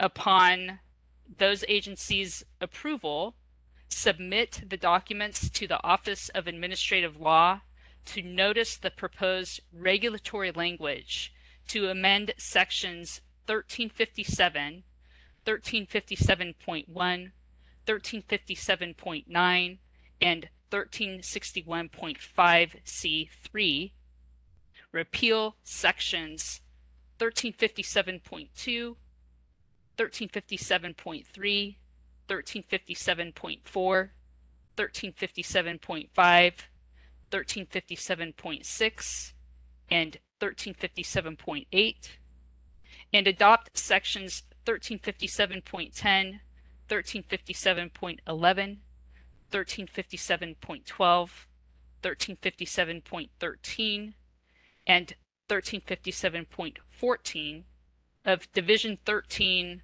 of Title 16 of the California Code of Regulations, and if no substantive adverse comments are received during the 45-day comment period, authorize staff to finalize the rulemaking file and submit it to the Department of Consumer Affairs and agency, and upon approval to the Office of Administrative Law, and to make any technical or non-substantive changes, and to adopt the text without returning to the board. I so move. Hawkins. Second. I heard Dr. Hawkins make the motion to move it, and Dr. Thorpe the second. Correct. All right. Is there any further comments or discussion? Dr. Bollat, you got back just in time to see this through. All right, we'll move to public comment, please. And the hand raising features have been enabled. If anyone wishes to make a public comment, and if you're on a call-in line, you can press *3. And may I say also that these would go out for the 45-day comment period, just to make sure it's clear that everyone will have the opportunity to submit written comments once it's noticed through the Office of Administrative Law. Thank you for that clarification. Yeah. First public comment request, we have Rosie Arthur's-Daughter. Rosie, you getting that request right now? Thank you, Ms. Webb, for that last clarification regarding the 45-day comment period. That's the first time I've seen that come up here in all the times that we've been dealing with this. So, and I'm familiar with that from other boards and other, branches of the government. There was nothing in your, at least on the first page, to enter that there was going to be a 45-day comment period. So maybe something could be amended to make it clear that there's a 45-day comment period and where to send the comments to, etc. Now, I didn't have time to read through all 46 pages, but we have talked about this in the past, and it's one of these places where in the past with the program as it was, then there was a time when there was no program. Because of the confidentiality feature, the presence of the program was not on the board where anybody could check. And if there was an organization like a utilization review company or an IMR company or people looking for expert witnesses or whatever, they'd have no idea that they were dealing with somebody who had either a medical or substance abuse issue or any other issue that would be kept confidential. Also with lawsuits, that's the other thing, is they'll sit there and part of their settlement offer is to not bring charges against them in lieu of them entering into a program voluntarily, which of course you can't do. Mariar versus BNR Corporation, all that, and I think you have it in there somewhere else. But what happens is, as long as this thing is, and as much as it covers, what does it specifically do about ensuring the public that these people who offer a high risk, and many of them repeat, that these other entities who now provide safe harbors for them, utilization review companies, independent medical review companies, and others, they have no way to verify the credentials. And even if it comes up with saying, oh, there's one in another state, they don't look any further. So it means that people with a problem, oftentimes relapsing, have a safe haven, and they inflict harm on patients, as an unintended consequence when that information is not available. By the time you get it, it's too late. So there has to be something so that these other entities, regulatory agencies, that they can get that information too. Thank you. Thank you for your public comment. This time, President Lawson, I don't see any additional requests. All right, thanks. We'll bring it back to the board. Are there any comments or questions?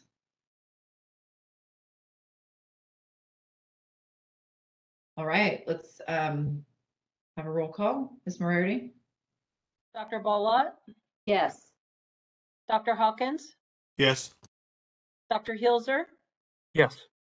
Ms. Jong? Yes. Ms. Lubiano? Yes. Mr. Rue? Yes. Dr. Thorpe? Yes. Dr. Sy? Yes. Mr. Watkins? Aye. Ms. Lawson? Yes. Thank you. All right. Thank you, 14B members. 14B2, Ms. Webb. Great progress. Okay, thanks for sticking with me still. We are now turning to the Notice to Consumer Regulations once again. This is on page 14B2 of your materials. This material relates to the proposed rulemaking for amending the notices to consumer required to be provided by the board's licensees and registrants. As you may recall, this rulemaking went through the 45-day comment period, and the board received comments from two entities, the California Hospital Association and the California Medical Association, asking the board to consider modifications to the proposed regulations. Staff reviewed the comments and determined that several of the suggestions would improve the proposed regulations without undermining the goal of the regulations. The board approved modified language at the May 2022 board meeting, which included, among other changes, the addition of a QR code to the posted sign that would take those who scanned it to the Notice to Consumers webpage, which will be developed to provide information about the Notice to Consumer requirements and templates of the notice documents translated into multiple languages. The approved modified text went out for a 15-day comment period, and the board received 19 comments from individuals. 13 of the commenters specifically objected to the inclusion of a QR code on the Notice to Consumers template. 6 of the commenters do not specifically reference changes made by the modified text, and so they did not meet the requirements for consideration at this rulemaking juncture. But those comments were reviewed, and basically they object in general to the requirement to provide the notice to consumers. With regard to the comments objecting to inclusion of a QR code, the concerns include such things as they believe providing a QR code will encourage individuals to file complaints against physicians in a casual way and without appreciation for how damaging a complaint filed with the board can be to a physician. Some commented that patients should speak with the physician or practice directly about any complaints rather than filing a complaint with the board. Some believe that inclusion of a QR code will cause the board to be inundated with frivolous complaints and that this will distract the board from legitimate complaints. Some believe that the flood of complaints that will come from including a QR code will contribute to physician burnout and discourage physicians from practicing in California. You will see on pages 14B2-2 and 3 the proposed response, which is to point out that physicians, all the comments did come from physicians, are already required to provide a notice that indicates that medical doctors are licensed and regulated by the medical board, and that provides the board's phone number and website. Further, Business and Professions Code Section 2026 requires the board to adopt regulations to enhance this information to include, among other things, that patients can check on their physician's license and file a complaint with the board. The notice provides several ways to reach the board, including by phone, email, website, and the QR code. The QR code will not be designed to take the person directly to the complaint form. Regardless, an individual who wants to file a complaint with the board can do so via any method of contacting the board. Additionally, licensees are free to post their own notices about how patients may make complaints within their practice, but they must also comply with the board's notice requirements. Finally, since licensees are already required to provide notices to consumers, the board does not anticipate that there will be a large influx of complaints. I am happy to answer any questions. Otherwise, I suggest that the board adopt the modified text as it was previously approved without making any further changes. And once again, I would like to suggest the wording for the motion if that is acceptable. And Ms. Webb, just for my own clarification, it really is what we're adopting substantively or being asked to comment on substantively is actually the proposed response to comment that's included here, right? Everything else would remain the same. It's just that the response to comment is supportive of us keeping the regulation in the form that it was when we approved it in May.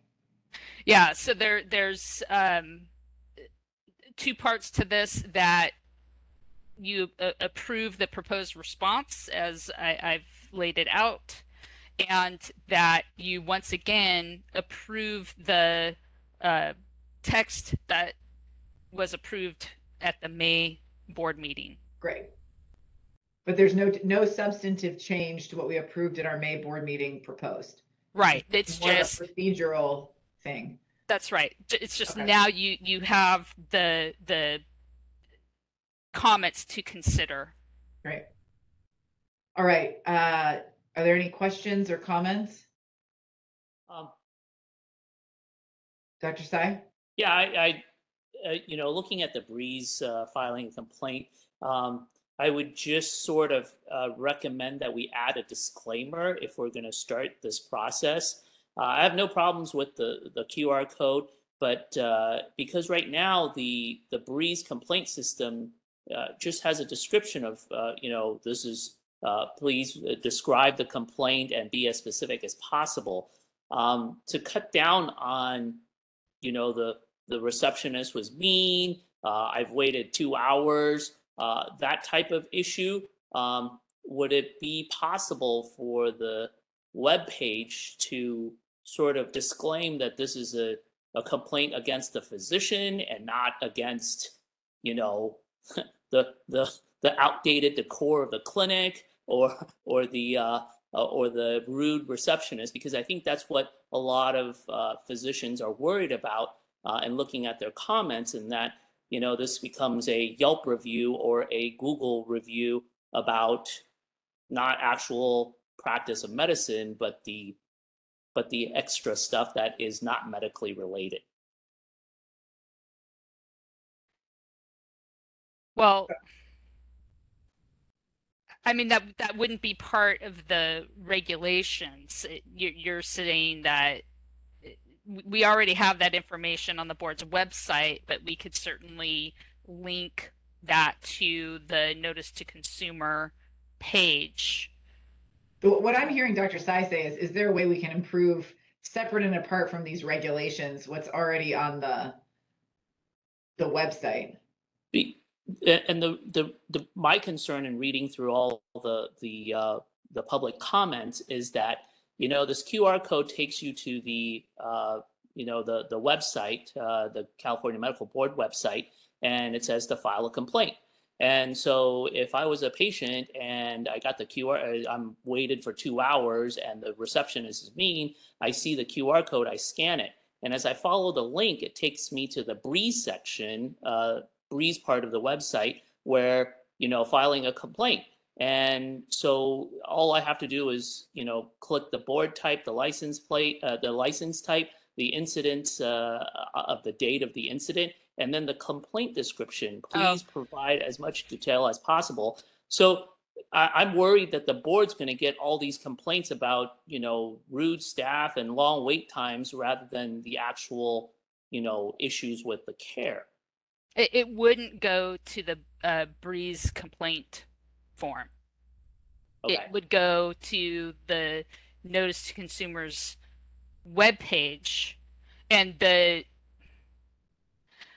what started this was the idea that the board's going to provide translated documents in multiple languages, right? And so those translated documents are going to be accessible through the notice to consumer webpage. Okay.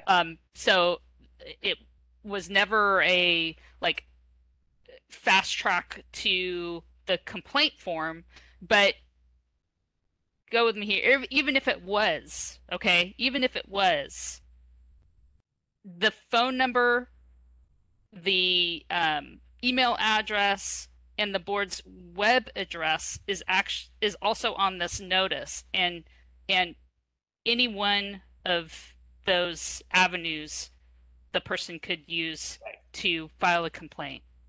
I think I just wanted to make it publicly clear, especially clear, because I remember the discussion in May was that the QR code would take you to different languages and not directly to the complaint form. And I think what the public comments sort of, I think their notion is that the QR code would go directly to the Breeze website. So that I think that's where the sort of the misunderstanding is, and we just have to make it publicly clear that the QR code goes to translated languages rather than directly to the filing a complaint site. Well, what the regulations provide as drafted is that it goes to the notice to consumer webpage, and on there it would say the authority for requiring the notice to consumer. This is, by statute, and provide links to the translated documents. Right. So it's not just a page of translated documents. There would be an explanation for, how they got there. Thank you. Okay.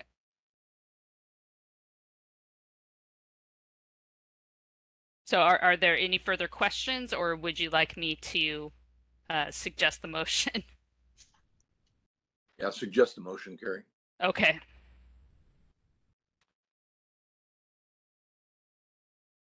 All right. I am requesting a member to make a motion to do the following. Approve the proposed responses to the comments received on the modified text for the proposed rulemaking on notice to consumers, Title 16 of the California Code of Regulations, Sections 1355.4, 1378.5, 1379.4, and 1379.58. Adopt the modified text as is for the proposed rulemaking on notice to consumers, and authorize staff to finalize the rulemaking file and submit it to the Office of Administrative Law, including the authority to make any technical or non-substantive changes, and to adopt the modified text without returning to the board. So moved. Thank you. Who seconded that? Dr. Bolott? Perfect. Thank you. All right, let's move to public comment, please, Sean. The Q&A window and hand raising feature has been activated. If anyone would like to make a public comment, please go ahead and raise your hand or type something in that Q&A box. And if you're a call-in user, you can press *3 in order to queue yourself up for comment. First up, we have Rosie Arthur's daughter. Yes, I just wanted to comment on what Dr. Sai said. It's kind of like mandated reporting. It's not up to the mandated reporting to decide the ultimate result, but to place it in the proper authority to do that. There are, and I can give you a case where sometimes those people in the office, they are still under the control of the doctor, and it may be only a receptionist, or it may be the wife of the pediatrician who is out of the office and tries to treat a patient thinking it's an emergency, and the doctor's still responsible. So sometimes you just have to take what comes in and then decide where it goes. It works both ways. But aside from that, I think anything that makes it easier for people who are under stress, to go at least to what they think is a safe place to raise a complaint. The other thing was, one of the comments that had been made was that people should complain to the office directly, or maybe to the medical director at the group practice or whatever. Many of these practices, HMOs, IPAs, or whatever, they have customer service lines that are complete circles. You never get to anybody who can resolve an issue. So So it can be very frustrating. And sometimes, complaining at the office just gets you kicked out. They're not going to deal with you. You ask for an ADA accommodation and you actually get terminated as a patient because the receptionist doesn't know the difference between ADA and HIPAA. So, these can be very capricious things that happen in the course. So I think, it's good that people have a way to have a safe way to make a complaint. They may just be asking a question too. They used to be able to answer questions. Maybe they can't anymore. But, and there's also the duty for the board to help develop 30 seconds remain. the record. So that's California law. So yeah, it's a good thing. It would be nice if people had a place where they could go within that organization and try to get some help so they don't have to go to the board, but they shouldn't be required to do that. Thank you. Thank you for your public comment. At this time, I don't see any additional requests. All right, thanks, Sean. We'll bring it back to the board. There are no further comments. We'll have a roll call vote here. Ms. Maroney? Dr. Bolot? Yes. Dr. Hawkins? Yes. Dr. Hilzer? Yes. Ms. Jong? Yes. Ms. Lubiano? Yes.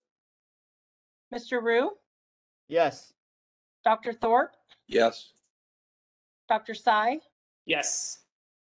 Mr. Watkins? Aye. And Ms. Lawson? Yes. Thank you. All right, a couple more things on our agenda this evening. Thank you, Carrie, for all your work on those regulations. We'll move on you all. to agenda item 15, which is officer elections. And the board's administrative manual states that the board shall elect officers at the first meeting of the fiscal year. The manual also states that officers shall serve a term of 1 year, and an officer may be re-elected and serve for more than one term. A motion can be made here to elect a slate of officers, or we can elect the officers one by one. The positions are president, vice president, and secretary. Do we want to move a motion for Dr. Thorpe? I would move that we elect a slate of officers, including to continue Ms. Lori Lubiano as Secretary Treasurer, Dr. Randy Hawkins as Vice President, and Ms. Christina Lawson as President of the Medical Board. Thank you. I second that motion. Thank you, Dr. Sy. Thank you. All right. I believe we need to take public comment before we take any sort of vote. Is there any discussion on that, or does anyone want to propose an alternative motion? All right, seeing none, we'll open it up for public comment. The Q&A box and hand raising feature are activated for anyone wishing to make a public comment. If you're on a call-in only line, you can press *3 in order to raise your hand.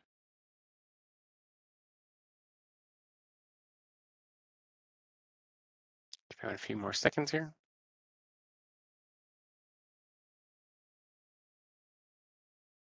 Okay, we got Michelle Montserrat Ramos. Michelle, give me a second to send you that request.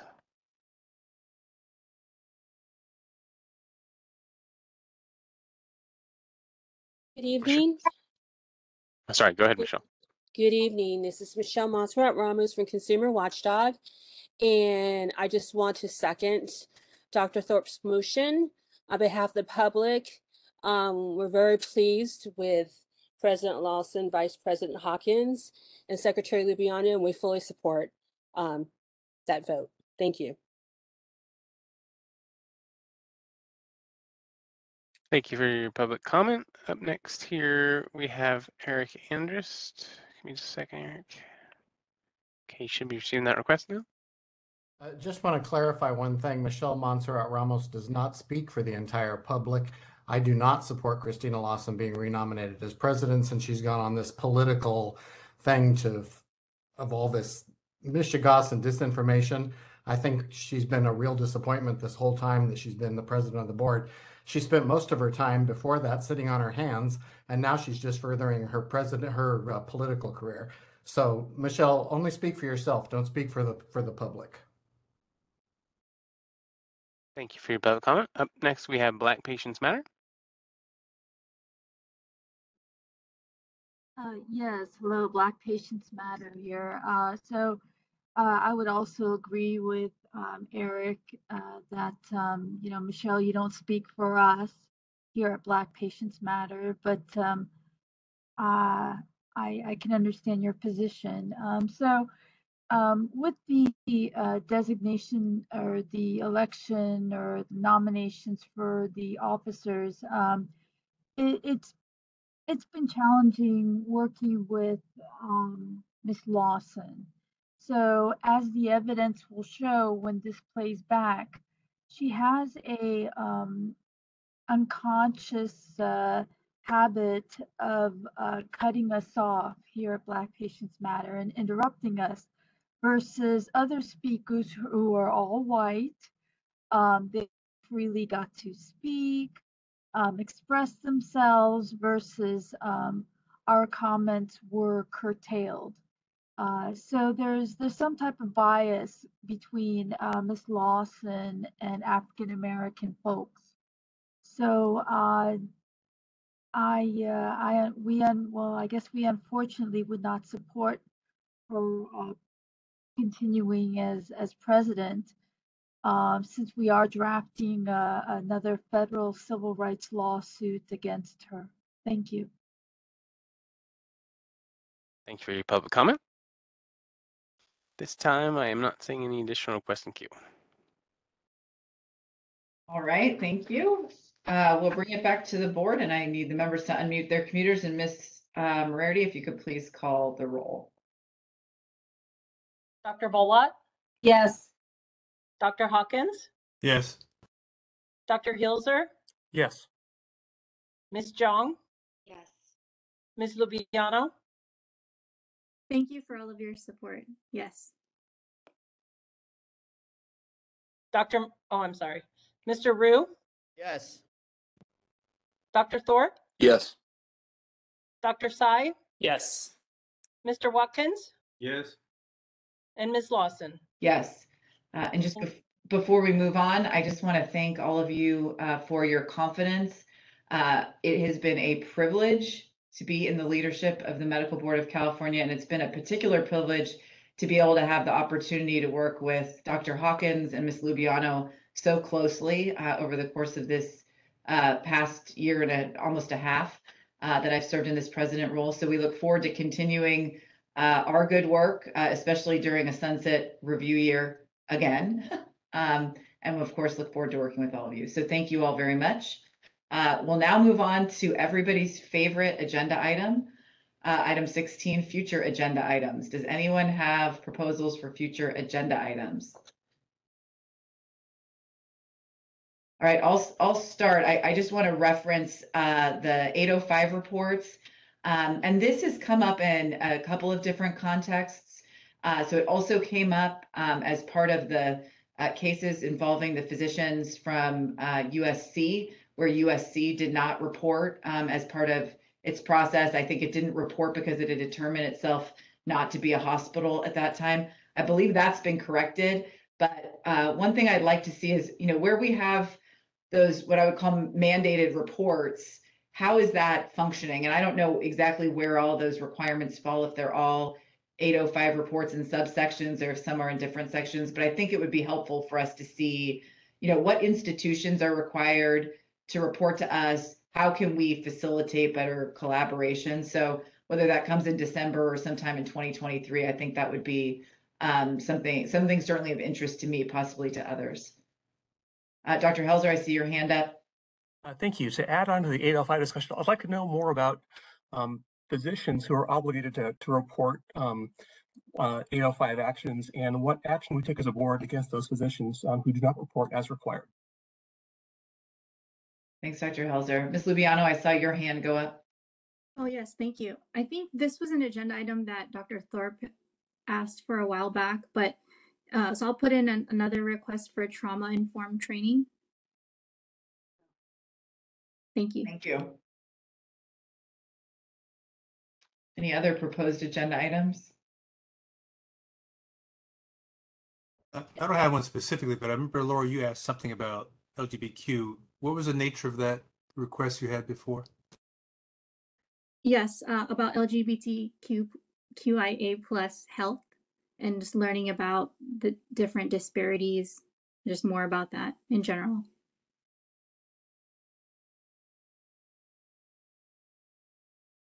Thank you, Dr. Bolat. Yeah, kind of tagging on to the 805.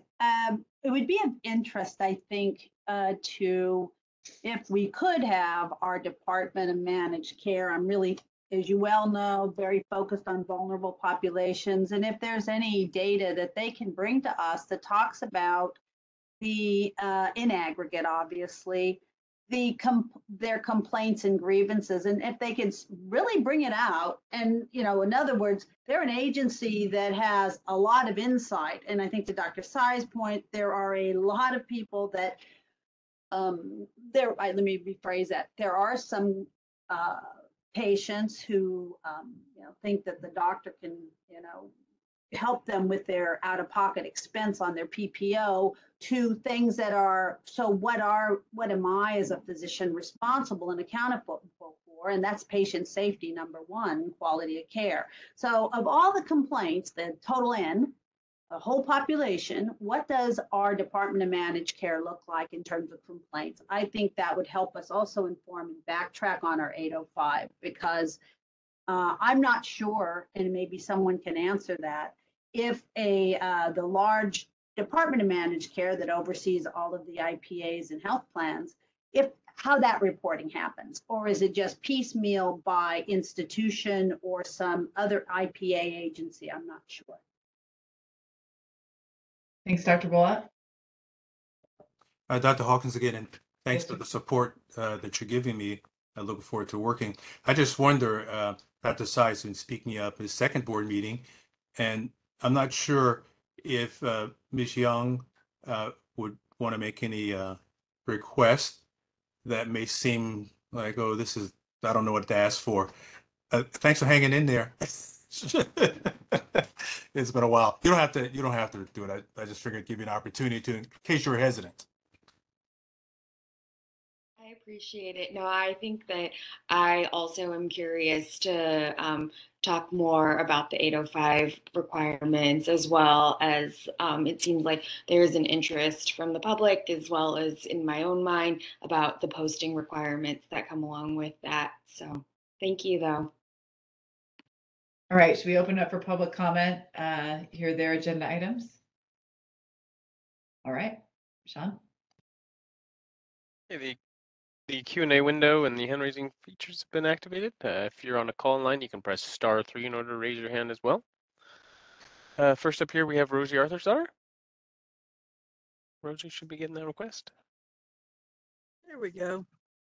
Okay, I would like to formally request before the next meeting interested parties meeting, one that will allow dialogue. In other words, not just one comment, and then you're out. There needs to be some open discussion, actually open discussion. The main topic, I think, because we've heard several other people comment on it, and it is a big issue, is this issue of drug-to-drug interactions and genome and phenotyping, because that will greatly aid in all aspects of medicine. Because when things get out of kilter, everything, you know about polypharmacy. And we have testing available today. It's a tool we can use. It's better than throwing chicken bones down on the ground and saying this helps some people. And if you don't happen to be the people it helps, oh well, it helps most people. It can be very specific. In some instances, you use it for cancer treatment. There's no reason why we can't eliminate as much as possible drug-to-drug interactions, adverse reactions, and ineffective treatment. Because ineffective treatment or side effects are just as bad as an overdose. it can virtually end your life. So it's something that can be avoided. So I think it's a very important area. There's guidelines available. If you like, I can get together a group of guidelines and maybe find a good speaker to talk on that topic. But it's scary because it's something that people aren't trained to do. You require an ECG before a person takes methadone, but you don't when you have them taking Suboxone. It can cause LQT too, but nobody tells anybody about it. So we need to make sure that the consequences and counter, oh, I'm sorry about it.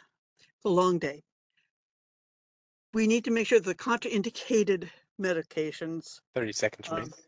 in situations are covered. It's just good medicine to use the experience we have, the data we have available, and the testing we have available, and stop guessing and stop blaming the patient for everything. They're not always drug seeking. They're not always doctor shopping. They just want help and relief. Thank you. Thank you for your public comment. Next, we have Black Patients Matter.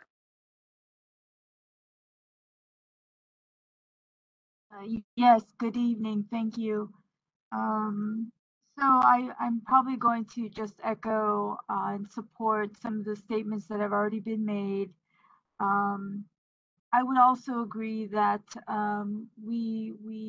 it would be a benefit to have another interested parties meeting, one in which we can have dialogue and discuss ideas, especially as we enter the sunset review.